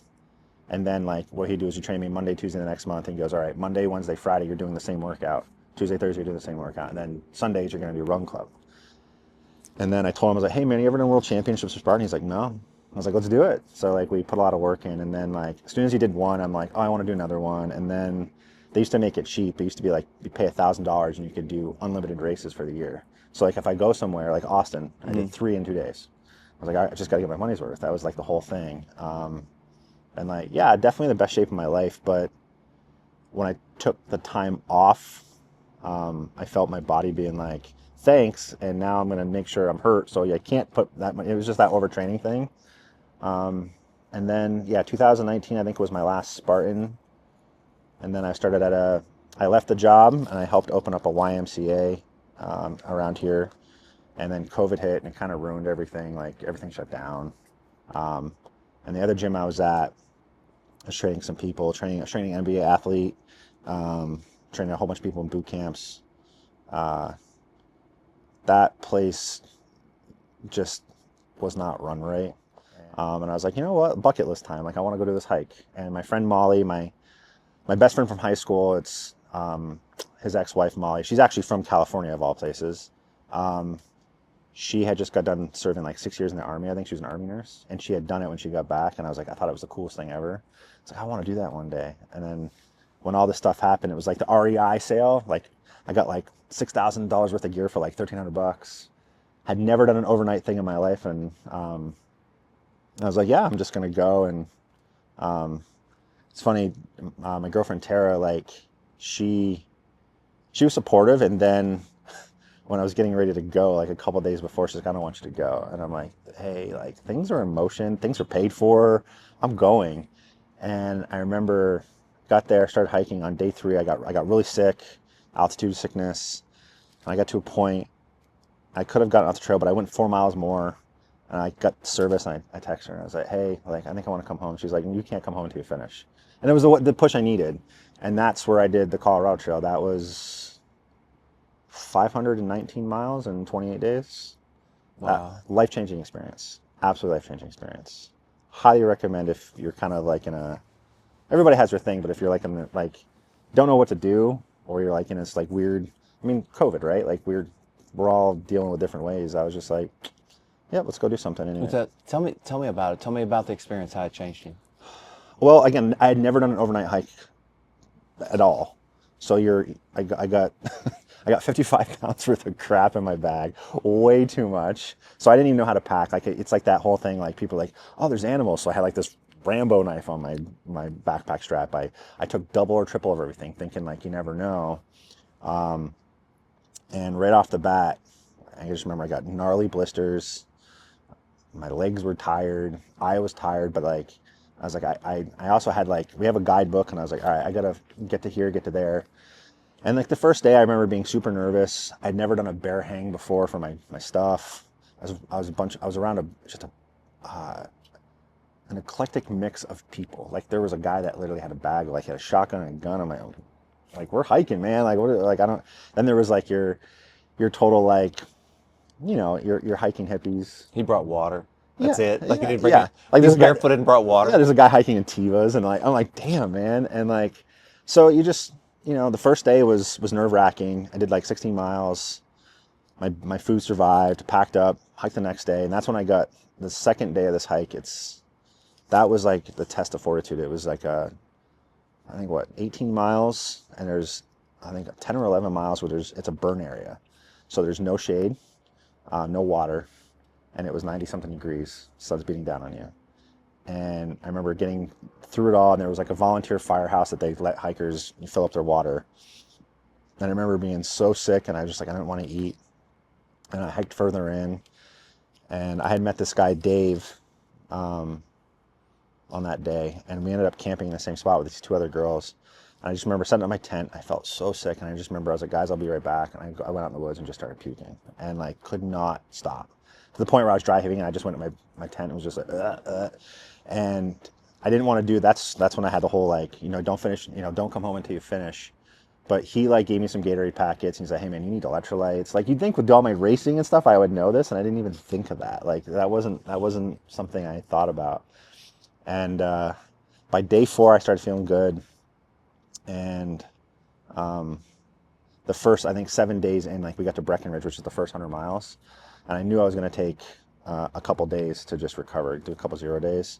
And I've been hiking with this Dave guy, and like, he's cool. Like, we're sharing music and just stories, and he had done so many hikes. I learned a lot from him in that first few days. And I remember getting to Breckenridge, and I just was like,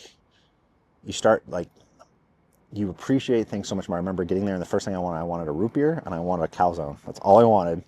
Got there, had that, like, just totally stuffed my face, got the hotel, and then taking a shower was the Best. most unbelievable thing. And you just realize, like, man, we take so much for granted. And you just, like, I think that just that first 7 days, you start to realize, like, man, there's so many things we should be thankful for that we're not. Yeah. So, unfortunately, Dave ended up getting a stress fracture in his foot, so he didn't get to finish. So we didn't hike together, but we camped together. So on the first day, like, going back out, I was waiting for him, and I got service, and he's like, hey man, like, I can't go, I'm in a boot. And I'm like, bummer. So that next week, the next quarter, I met some people, some college kids that were like super fast. They're kind of elitist hikers, thinking they're all that. It was just a lot awkward. I was like in that weird. They're like, you when you were 25. Yeah. And it was fine. Like, it was nice to see familiar faces, but like, I remember I met this guy. We called him Tex. His name's Austin. He actually lives in Austin. And hiked with him and a couple other guys for a while. And we got to this place called Twin Lakes. And that was when I finally felt like, okay, there's a community here. So like, there was a guy who had a grilled cheese truck. Random story from my high school. Wow. He'd been doing it for years. Like, he was like a few years ahead of me, but I was like, man, it's so random. Like, I knew who he was. So we had to get grilled cheese. We're drinking beer, and we thought we could camp at this place. And they're like, no, it's COVID. Like, you're not allowed to stay. And we're like, dude, we're all shit-faced. Like, are you kidding me? So we had like 10 more miles to get away where we could camp. And that's where I kind of started meeting the group I had. And that we got to the Collegiate West Loop, which was probably the hardest part of the entire hike. Like Hope Pass, which I also did this summer. It's a 4,000-foot incline in like 2.8 miles. Wow. And people are like, what's that like? And I'm like, it's not switchback. It's straight up. And I'm like, imagine being on a stair climber for like 4 or 5 hours, skipping 2 steps at a time. It's brutal. But you get there, and the views are just like, it was like one of those things, like, you're just like, wow, I am the smallest thing on this planet, and then you just kind of like, I don't know, you just start thinking. I think by this time I had already had 2 breakdowns, the emotional enema, but like, it's soul cleansing. I think you have to think when you're hiking, if like we're having a bad day, I'm like, hey man, like, I'm gonna go work out, or I'm gonna call a friend, go grab a beer, I'm gonna go watch a movie. Like, you can shelf your problems. When you're hiking, there's nothing else to do but walk, and you have to talk through it and get through it. So you start to like think about things, and you have to face your problems, and you start coming up with solutions. Then you start putting in stress. Is it really that bad? And then like, you start to realize, like, yep, I've survived 100% of my bad days, So things like that. But then when we finished the Collegiate, West Loop, we got to the halfway point, Salida. It's really rad, small town in Colorado. And I just remember I was buying the beer for the bunch of the guys that we were all with, and I came back, and they were all talking, and as soon as I got there, they all stopped talking. And I'm like, guys, what's going on? They're like, no, we're good. I'm like, you're clearly talking about me. I'm not that stupid. And they're like, yeah, we were making a bet. And I'm like, well, what's the bet? And they all bet against me. They all said that because they saw my struggles for the first 2 weeks. Like my feet were all blistered. I was struggling. I wasn't really eating much because I didn't feel well. And they're like, yeah, we don't think you're going to make it. I was like, well, let's make a deal. I'm like, what? I was like, I will pay for everything tonight. If I don't make it, I will pay each of you guys, like, I forgot how much money it was. And they're like, and if you make it, from here on out, you pay for everything for me. I will keep your receipt. And they're like, deal.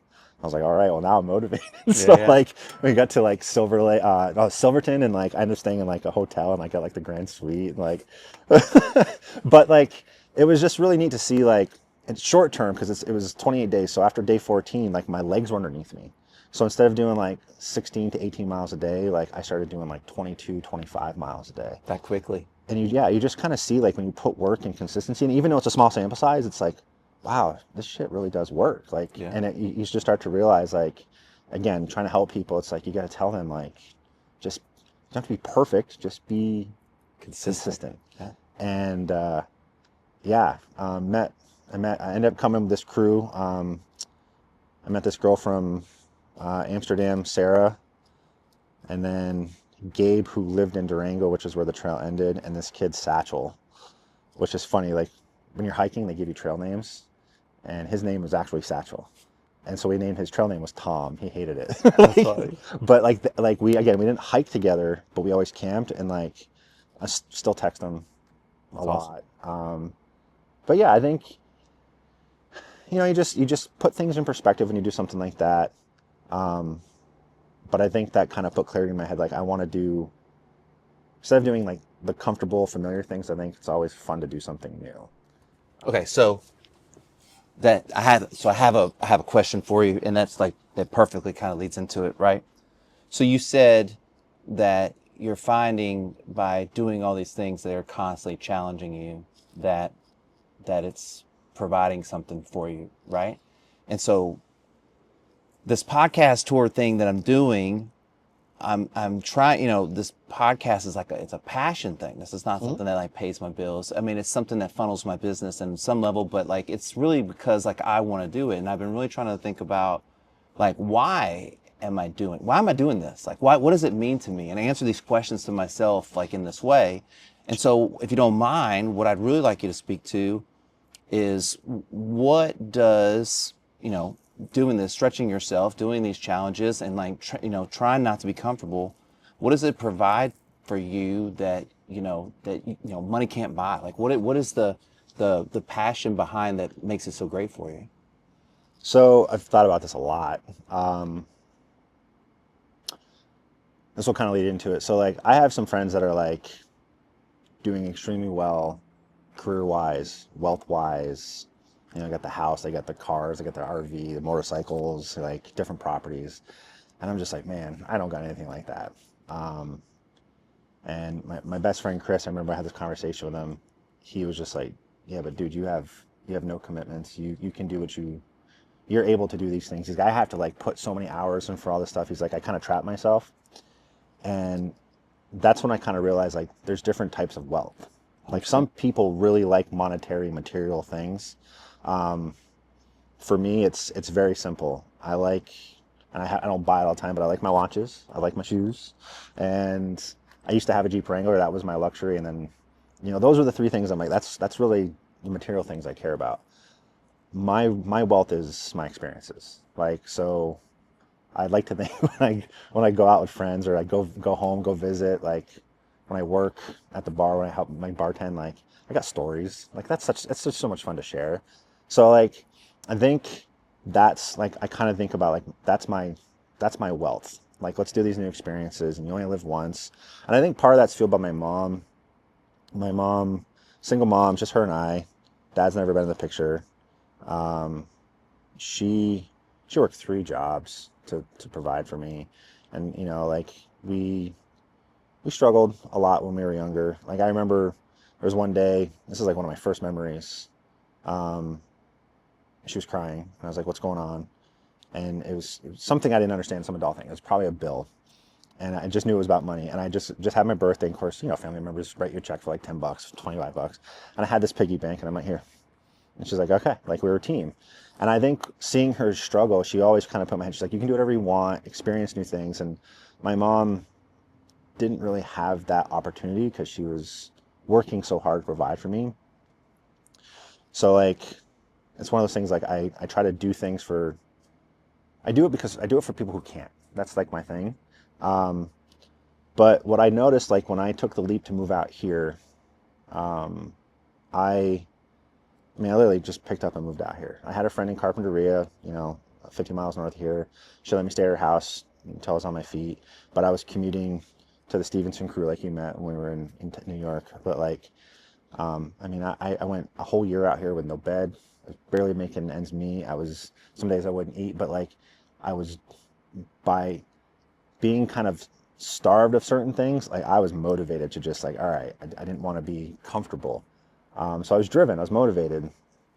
And then like the races are the same yeah, way, right? Same thing. And like, that kind of starts to turn into a snowball. And to be honest, like I've kind of felt like lately, the last, I mean, we'll go since COVID, since that hike, there's a lot of things that kind of did not go my way. Dealt with a lot of depression, didn't want to admit it, but I got comfortable in certain things like, oh, I'm making ends meet, I'm comfortable, but I wasn't driven. So like this last year has been like kind of like I'm trying to like rebuild myself up. Like I'm not in the shape, not even close to the shape I was like when I met you or when I was doing these races. Like depression just hit me. I was like, screw it, drink some whiskey, eat whatever I want. My workouts, like I know that's like the best medicine, but like I would get through like, I'd have my whole workout on the board. I'd get to the first like 2 of like 5 things I need to do. And I'm like, I'm good. It's hard when you're struggling mentally. Yeah. So, I think for me, especially as I'm getting older too, which is, it's weird to even talk about. Like I never thought of that, but Bro, like, tell me about it. The gray and all that stuff. But like, I just think you need that next thing to challenge yourself.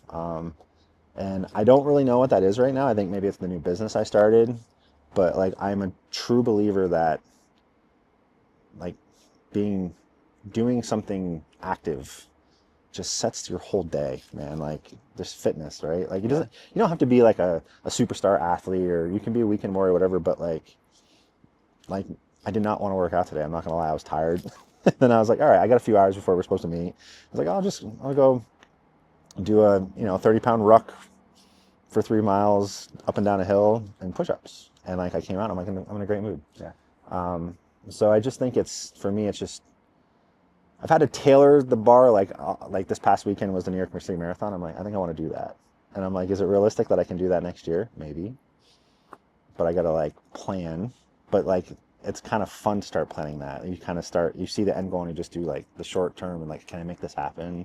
You're in the laboratory figuring things out. So it sounds like a lot of these adventures it sounds weird, but it gives you purpose, right? Mm-hmm. Like it gives you something to engage in yourself, to improve yourself, to challenge yourself, to, you talk about that while you're on this, like it's just you and your feet and the road, Mm-hmm. and you really think about a lot of stuff. I've gotten real big in going on walks, not long walks, like a mile 2, right?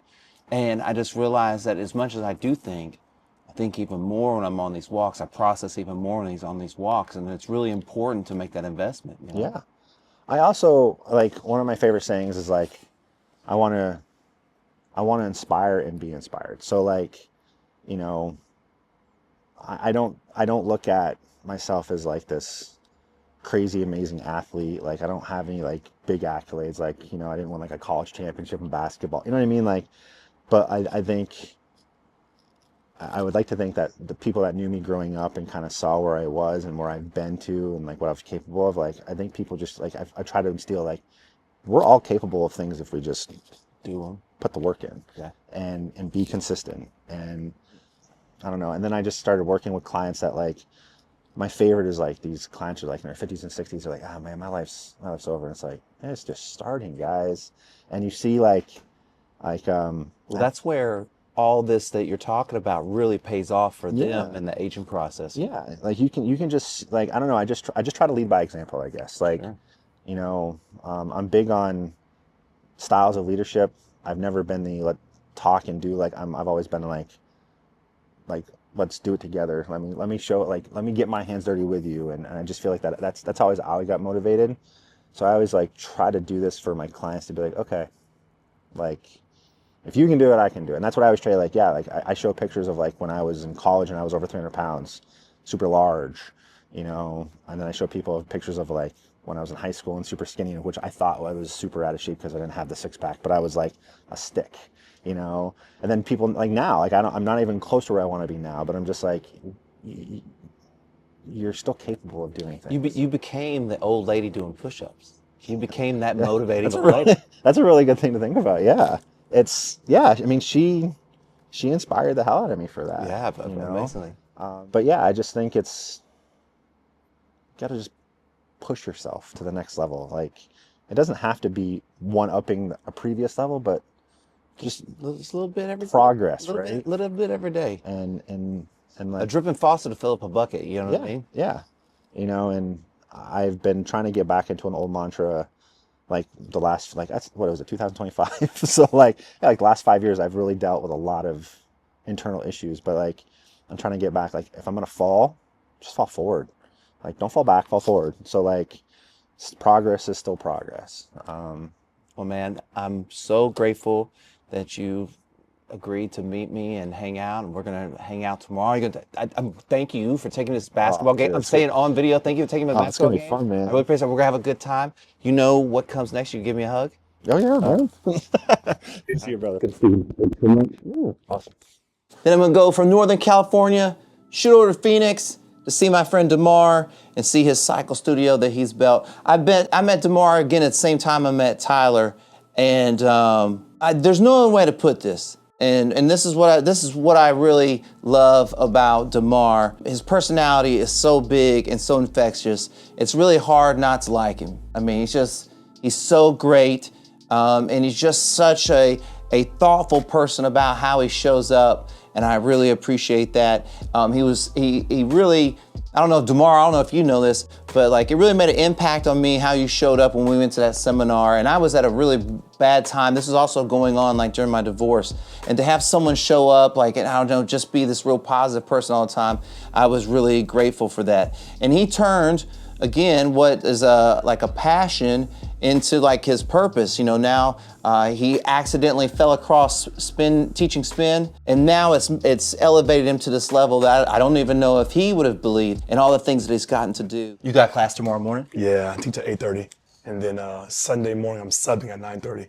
I'm supposed to take a little notch off, but when people are out of town, I'm like, all right, like, we have no other person to sub really, but our other co-owners, and they're teaching just as much as I am, if not more.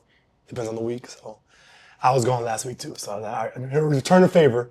Unfortunately, my voice is not favor prone. Do you change your playlist based on like how your voice is feeling? Not based on my voice. I change it every class, so I do change it. Tell me about your playlist, because I love your music taste, and I just want to know the thoughts behind you making a music list. So it's like a musical journey from start to finish. I have about roughly 12 songs in every playlist. That's going to get you about 45 minutes of work. With the 45 minutes and with the 12 songs, think about it this way. If you have 12 songs and you're dividing it into 4 chapters, right? Hang with me, 4 chapters. Each chapter is going to tell a story. The first chapter, which is like the first 3 songs, that's going to be our intro. That's going to be where we all start to break the ice. Introduce the characters. Yeah, right? We're going to break the ice. We're going to come into it. Everyone's going to be just flustered from the day, maybe just waking up or whatever their day looked like in that moment. They're coming in and trying to just be adjusted to what's going on around us. High energy, setting the standard, setting the tone. After that, the next chapter is going to be where we actually install the work. The work is, all right, clearly in the first chapter, you're tired. We're breathing heavy. Already drinking water, we're already 10 minutes in, we're like, shit, I'm working out. The next one, your body's used to doing that now. Now we're going. We're not stopping the song, we're just hitting it. After that, I'm gonna slow it down. So the third chapter, slowing it down. I call this like the meat and potatoes section of the class, right? Where we're going slow, heavy climb. Think about like the song, for example, I played in my class the other morning, my 90s hip hop and R&B, Rosa Parks by Outkast. Push that, but everybody go. Like, so that's what you're hearing, right? The entire time. You got some Outkast, for example, in that little smack dab. It might be back-to-back songs with like a run down the hill, and then we might have like one arm song towards the end of that too. Next, the last chapter, I'm gonna call it, that's gonna be the messaging and closing chapter. That's where you are hearing a lot more of me talking about like whatever the motivation that is today, the inspiration that is today. It relates back to our theme that I might have talked about in the first chapter of our class. And so now we're in the 4th chapter. So now I start to uncover everybody's more prone to listening when they're tired. Right. When they're tired, your ears are wide open because you can't talk anymore. When you're tired, your only thing you're focusing on is getting through the last song. When you hear the one little line, that sticks with you as you get through your last few songs. In that moment, I'm having a song where the lights are dim and we're just going through, a song. So for example, I played, My Way by Usher. Once again, 90s hip hop and R&B. So it gives you back to a song everybody knows. You can kind of mess with it. You can turn down a little bit. You already hear the beat. Doom, doom, doom. Like you're going right into it. And then you go right into your closing song, which is going to be high power, high energy, ending on top. So those 4 chapters, your intro chapter, you're trying to break the ice, get everybody to say, hey, we're back in the spin. The second one, we're working hard. The third one, we're climbing hard. And the fourth one, messaging and outro. Where did you come up with that kind of the way you shaped that? That was a mix of, I'd say, trial and error. So I worked at Cycle Bar for 2 years back in grad school when I was in South Carolina. And there they have a format that's not similar, but there's some parts that I took bits and pieces from that. And then I liked having the idea, since I know my classes are inherently faster, having the middle, the meat and potato side section, having back-to-back climbs, where you're now not just catching your breath, but you're also working the muscles in a whole new way, adding more tension, adding more intensity, more power, more isolations. And then before and after that section, I thought it might be best to just throw more quicker movements, more fast twitch kind of movements, stuff that's going to think about introing choreography, because this is a kind of format that we're dancing a little bit on the bike. So I'm introing and outroing those 2 segments before and after the heavy hitting songs. So I thought my formula for all that was the best to kind of describe that to the average rider, because they find that flow a little bit more, I would say, musically, aesthetically pleasing to the ear. And also they kind of know what's coming. Like, Yeah. you know what I mean? Like you're Same giving them an formula. outline. Yep. Yeah. Yep, same formula. Okay, so here y'all do like themed rides, Yep. right? Like 90s. You know, like you said, you're gonna do like a Taylor Swift ride tomorrow, right? Or something like that. Yeah, so at 9:30 tomorrow, Holland, she's really known in this space, in this spin industry space, for all like the pop music, girl, woman empowerment, Taylor Swift, big Swifties as well. Sabrina Carpenter rides, Tate McRae ride, anything that's like popular right now that everybody like is seeking the nearest concert ticket, chances are she'll give you a performance for that. So she is having that class tomorrow at 9:30, and it's already sold out for the last week or 2. Okay, so and you do the same thing, right? Okay, so I'm gonna kind of put you on the spot, and if you can't use this one, give me another one. Okay. Yep. You've done like a Drake ride before, I'm sure. Yeah, I did Drake ride a week and a half ago, actually. Okay. Yeah. Tell me the songs and how you storied them out. Tell me the chapters of the Drake ride, because I'm curious about what songs you use for what chapters. Yeah. So I'm on a theme ride. I'm still sticking with my same structure, but for that theme ride, I wanted to bring us through the evolution of Drake. So I started off with early Drake, Old Drake. in your intro. The stuff that everybody's like, oh my God, I loved the old Drake. I loved the nostalgia of Drake. That's what I'm showing you up front with. And then people just walked out of the class after that, right? Yeah, right. I don't like new Drake. Yes. I've already got my, your Marvin's Room, your The Motto, your Underground Kings, your whatever you want to play, right? Yeah. Early Drake, the Take Care Drake, and earlier. That's what I normally would start out with in that particular class. Now, once we move into the Drake of the working part, right? The next, say, chapter, the second chapter, right? You're looking at your Drake that, if you're reading this, it's too late. That's a good one to think about that. Nothing was the same. All those songs and those kind of albums, those kind of chapters in Drake's life, I had that in my working chapter. Now my like meat and potatoes, we're slow, we're grinding it out. Nothing was the same, it was there, but now I'm looking at maybe Scorpion. I'm looking at maybe, what else did I play? What you call more life, views. Those are going to be that section. And now in the back half, the messaging half, granted, you can now pull back from the top if you want to like be more nostalgic, because people like to have nostalgic songs that they know towards the end. But for this particular class, I went the more new approach, which is going to be, what did I use in that class actually? I'm trying to think. I went a little bit of a mixture. So when he had his collab albums, because once again, last week, we're thinking about certain seasons in everybody's life. We're thinking about like the fall weather, all kind of stuff. So I'm looking at going into his collabs with Future, his collabs with 21 Savage. So Her Loss, Honestly Nevermind. Those ones was great closure because there's some great mixes I found to kind of close this out. What a Time to Be Alive with him and Future. So I went the collab route to close it, start off with nostalgia, brought you through more nostalgia, newer nostalgia, went through more recent, heavy, like the time we went to Vegas, to see Drake Scorpion. Yeah, you were there, right? Bang, right into Scorpion, and then close it out with more features that he's on to kind of like a full circle moment to close it out. I totally forgot we went to that Drake concert. Yes. You said that. And I was like, wait, that was you. I was like, yeah, that was that. Yeah, that was it. Like, yeah, because my buddy hooked up with all those tickets. Yep. I totally forgot about that. Yep. Me, you, and like two of my other buddies. Yeah, we were there. And my ex-wife went to the fight. Yeah, the fight. And we got to see the fight. Conor McGregor fight. Yeah, and we got to see the fight at the thing. Yeah. That was 2018, I think. Whenever that was, doesn't matter. But I was like, wow. And full circle moment. Back here listening to Drake now. So. What is your personal favorite artist to ride to? What gives you like if you do a class of blank? Oh yeah. You're like, man, I'm jazzed up for this class. What is? Ooh, this is in my opinion a pretty easy one for me. So for me, what's always going to get me motivated is going to check every box. Messaging is going to always be there. Intensity, the flow. These three artists. Okay. A$AP Ferg. Yes. Teddy Swims. Really? Teddy Swims. And then if I'm throwing the third one, I love me like a female rapper. Like you can have your Meg, The Stallion, you can do Glorilla.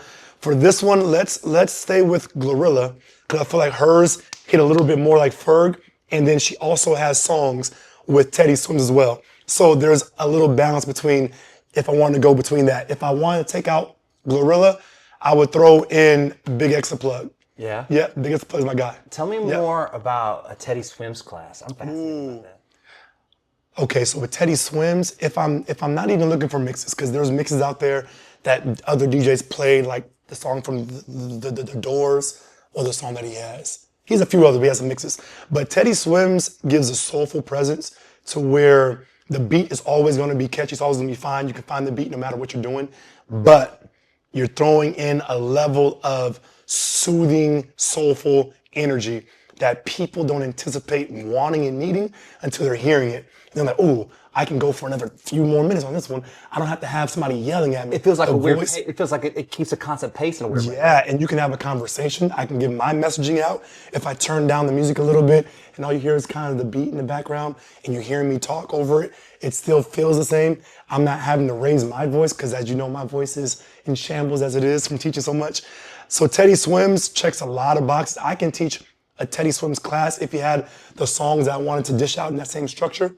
I can give you a Teddy Swims class right now because he has so much depth to what he has on display that he has. I like Post Malone for that same reason as well. Sure. On a more bigger sense. I like, we can even go back a little bit more to Justin Timberlake. He has more variety. Once again, Teddy Swims is more soulful in my opinion, but that, Jelly Roll, if you want to go to a different kind of genre, same kind of sphere you can hit around. And there's a couple of artists that has the same kind of vibe, no matter the pace of the song, that you can still deliver what I just listed with those four artists right there. Do you find yourself listening to music you wouldn't normally listen to because of this? 100%. So even looking for music? Yeah, 100%. So I tell people all the time when I'm training other studios or other instructors in general, is you can find your biggest message to display and to say to your class by listening to stuff that you don't normally listen to. If you listen to the same hip hop song, the same pop song, the same country song, or the same genre over and over again, what you see and what you hear is going to be what you say. So if you're saying or if you're hearing and seeing the same thing over and over again, you're going to believe it. You're going to start saying it. I want to have a bigger perspective. I want to have a bigger net. A bigger message. Bigger message. I want to be having a more relatable message.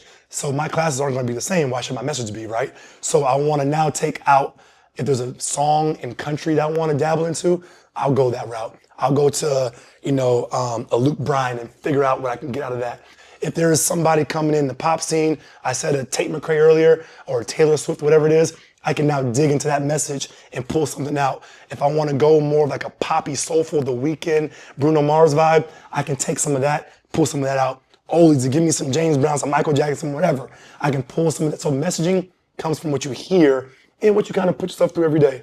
Once you do more of that, you're able to give a better cohesive message and a more encompassing message, which your class is there for, and they had no idea they were there for in the first place. Yeah. But you're dishing out just a bunch of just quotes, big things, how you're feeling. You're making yourself more relatable and more vulnerable to just being open to criticism, but all in the best ways. Yeah. Yeah.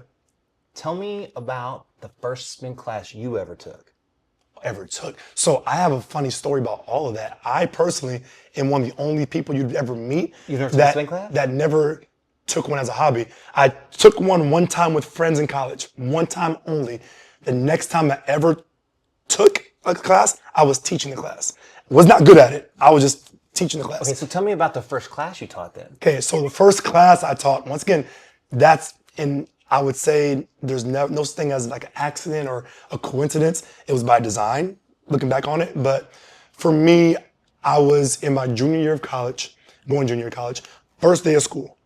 I wanted to be a group fitness instructor because I thought that would be a good thing to have on the side as like something to just add on to my resume as I'm in the major of exercise science, and that's what I was already doing. So with that, I was training all summer to be a HIIT and strength coach, so group fitness coach. First day of school runs around, a girl who teaches spin class in our group, she was sick that day, and I was like, oh, I'll speak for you. I don't mind. I need money. I'm in college. How do you teach spin classes? She showed me a quick little rundown of how to do it real quick. And I was like, okay, cool. Let's do spin. Let's get on this bike, right? And then back then you had to roll your bike out like a YMCA gym. I didn't have any spin shoes, so there was no clipping in for me.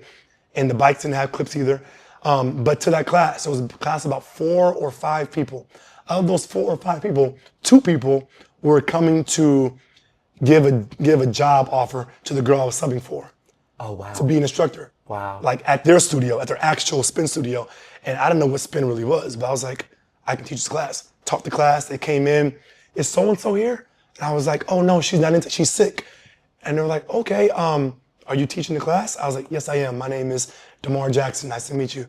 And okay, cool. They had spin shoes in their hand. Do we clip in? How do you clip in?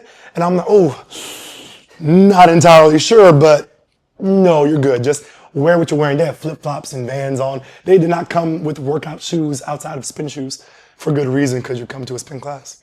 So taught them the class. It had to be the worst class you can ever go to, because 1, I was not a spin instructor.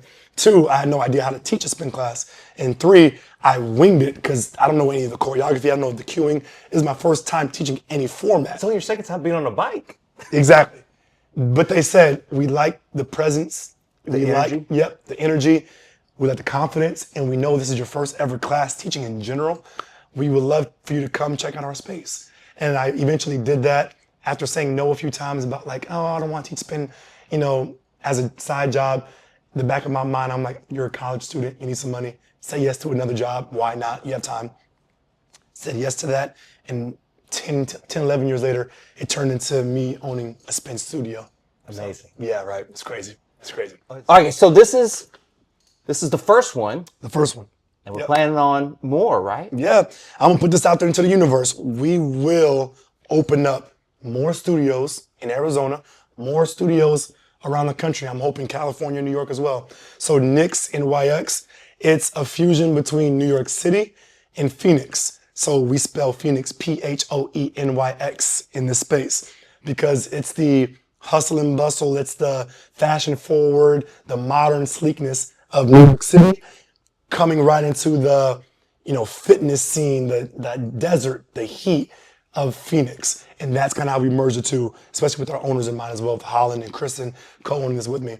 So this business is going to be the first of many. I even had a dream before we even opened up this space that we're going to get approached one of these years in the future of just a major person that probably wants to buy out the concept of this. And we're going to get to a point where it's going to be worth millions. It's going to be worth millions. And then we're going to have to sit back and have a hard conversation about, do we want to keep this going? Or do we want to sell it to the biggest, whoever that is out there? And I do feel like this is going to be one of those things that is going to be so lucrative in the future, not just, monetarily, but just for your soul and for, the fitness industry. It's going to be refreshing to see that we stuck this out and we got it through and we did it together and we did it the right way. So this is going to be the first of many spaces And when we get to that point, I'm gonna remind you of this moment that, hey, I sold or whatever in this space, and we're worth millions, and I don't even care about the money, but the fact that we were able to work to get there, it had to start somewhere. So yeah. Well, I think, when you create something and you have that ability to set, the fact that it got to somewhere that someone else wants to buy it means, man, you did pretty good. I feel like you did pretty good, right? Yeah. Like you set out to do this thing, and it's like your point. You get to that point, and you got to decide, well, is it about that, or do I have other adventures I want to take, or do I just want to ride off in the sunset? And because at the end of the day, like this, I'm in year 11 of teaching. And a lot of the other instructors, they may not be so far along. So their mind not even thinking about, I can't even imagine the day I stop teaching. For me, I imagine that when I'm up early in the morning, I'm like, my voice, like I said, my voice is going out, everything's going out. My body still feels able, but I'm just thinking realistically, how much longer do I see myself actively being on the bike, teaching 8, 9, 10 times a week? Who knows? But I think I can serve this role in this business in a different way. It doesn't have to always be on the bike. And I definitely feel like we're only going to be on the up and up and kind of come over there. Well, I'm telling you, if you ever get to a place where the teacher doesn't have to sit on the bike, He said just being there. Yeah, as long as I don't have to bike, I mean, like I'm good. Good. I do like the idea that, this job that we have doesn't feel like a job, but we get to work out just by coming to work every day. Yeah. And that's a blessing, because I get to stay in relatively decent shape every day just by showing up to work. And I'm being a little facetious about that because I think ultimately, part of why the class shows up and part of why you have such a big impact is how hard you ride, how you ride. I see all the videos, man. You're just like going, and it feels like you're barely off the bike. Barely do I see you walking around and doing stuff. Yeah, so I try to dabble a little bit. So I feel like over the time I've started to get off the bike a little bit more, pick and choose my battles, I guess I'd say. Like if there's a sprint, like a fast song or even a jog, I like to stay on for those, because for some reason my mind can just tune it out and I can just give you the choreo and we're good. But when we're on the climbs and we're on the other stuff, the choreography, I try to hop off the bike a little bit more for those, because I feel like I can do that in my sleep. I want to see y'all do it. I want to hype you up. I want to stand next to you while you do it. So you got to pick and choose your battles, but I'm on the bike a lot. Yeah. When you coach other people, when you go to teach other spin instructors, and we were kind of talking about the stories before, do you build the stories like that? Do you kind of give them that outline? In the music setting, yeah. Yeah, so got back from Canada. I was telling them the same thing. We had a whole 3-hour training one of the 2 days I was there, or 3 days I was there. And during one of those days, we spent an hour, if not more, impromptu, talking about music. It wasn't even about music that day, but they just started asking me, so I heard you play this one song, how'd you find it? I told them, okay, but where'd you know where to put it? I told them again. And then they had a third question. After that, I was like, okay, let's talk about music. Because clearly I feel like music is something that, relates us all. So for me, finding music and me dealing with all that stuff, the stories is something that I personally feel like I came up with. I'm sure other instructors do it in different ways. Yeah. But that structure, I'm like... That's your structure. Yeah, that's the one that works best for me, that I can plug and play any song. And also, that gives me the freedom to not have to spend an hour, 3, 4, 5 hours making a playlist. I already know what type of tempo I'm looking for each song. I think I just plug the song, different genre, different whatever, to match that cadence. And if the cadence is right, the songs are different, it's a great playlist. Yeah. So I kind of told you what I'm on this journey of trying to figure out this purpose of my podcast outside of monetary value of why we do things. A lot of times we do things just to make money, but these things that have passion and purpose find us. And you kind of said that, you go, this found you, right? Yeah. So if you could just speak to what, owning the studio or teaching spin has given to you outside of just making money, as your purpose. Oh, wow. So big moments in my life that stands out to me by teaching spin before I even get to my purpose. Well, just by teaching spin, I have been able to teach in front of almost 1,000 people at once. Didn't you do a stadium thing? I was there. Yeah. And we were at the Petco Park where the Padres play in San Diego. And I was teaching for Michelob Ultra. They had a big concert venue booked out, have a live DJ and a workout, spin class. And they contacted me because I connected at the time about, teaching this class. And at that time, I didn't know who they were going to choose as a DJ. All I know is going to be a big name DJ. And I'm like, whoever it is, I'm down, right? I'm down. I said yes to everything. And then eventually hopped on stage, turned around, it was Zed. And I was, oh shoot, Zed's here, this is amazing. And I didn't know what song he was gonna play next. Every song he was playing, my mind is everywhere. That's all right, I rationalize it. This is a jog, this is a sprint, this is side to side, this is a climb. And I'm just doing it on the fly. But I've been doing it for so long, I hear a song, I know exactly how to go through it. So one big thing that happened was that. That's probably the biggest thing I've done so far. Traveling, I'm able to travel internationally. I just got back from Canada, Montreal. I was there for a weekend teaching other instructors in a new space that they had up there about basically the fundamentals and getting through that and how to expand your own community. I've been to Mexico City, been to Guadalajara. I've been to other spots in the country just by doing that. Now, let's go to the purpose. For the purpose side, I think community outreach is kind of the thing that I'm like most proud of, because I see that as a purpose thing every day. I think that fuels my why, and in return, that why gives energy to other people to want to keep, first off, coming back.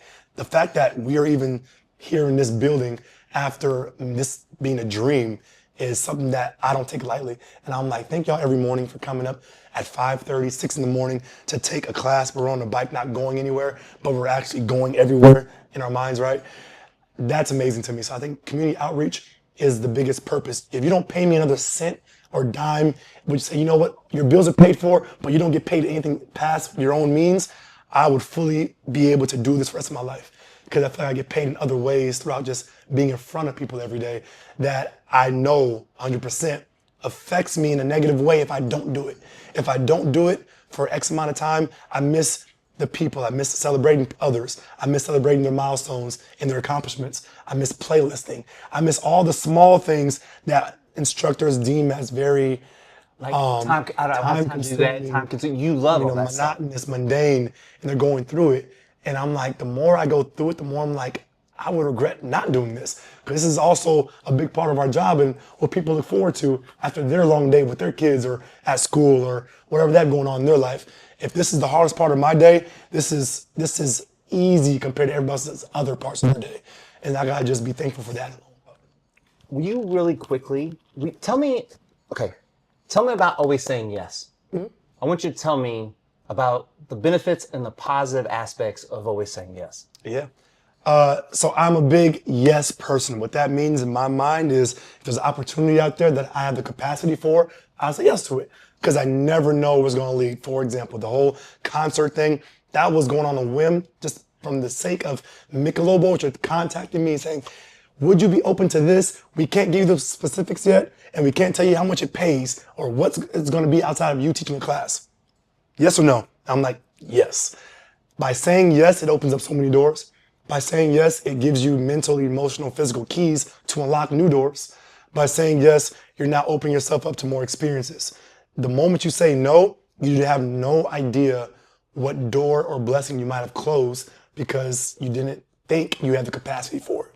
The moment you say no to something, you're automatically giving that moment the benefit of the doubt that it's not meant for me.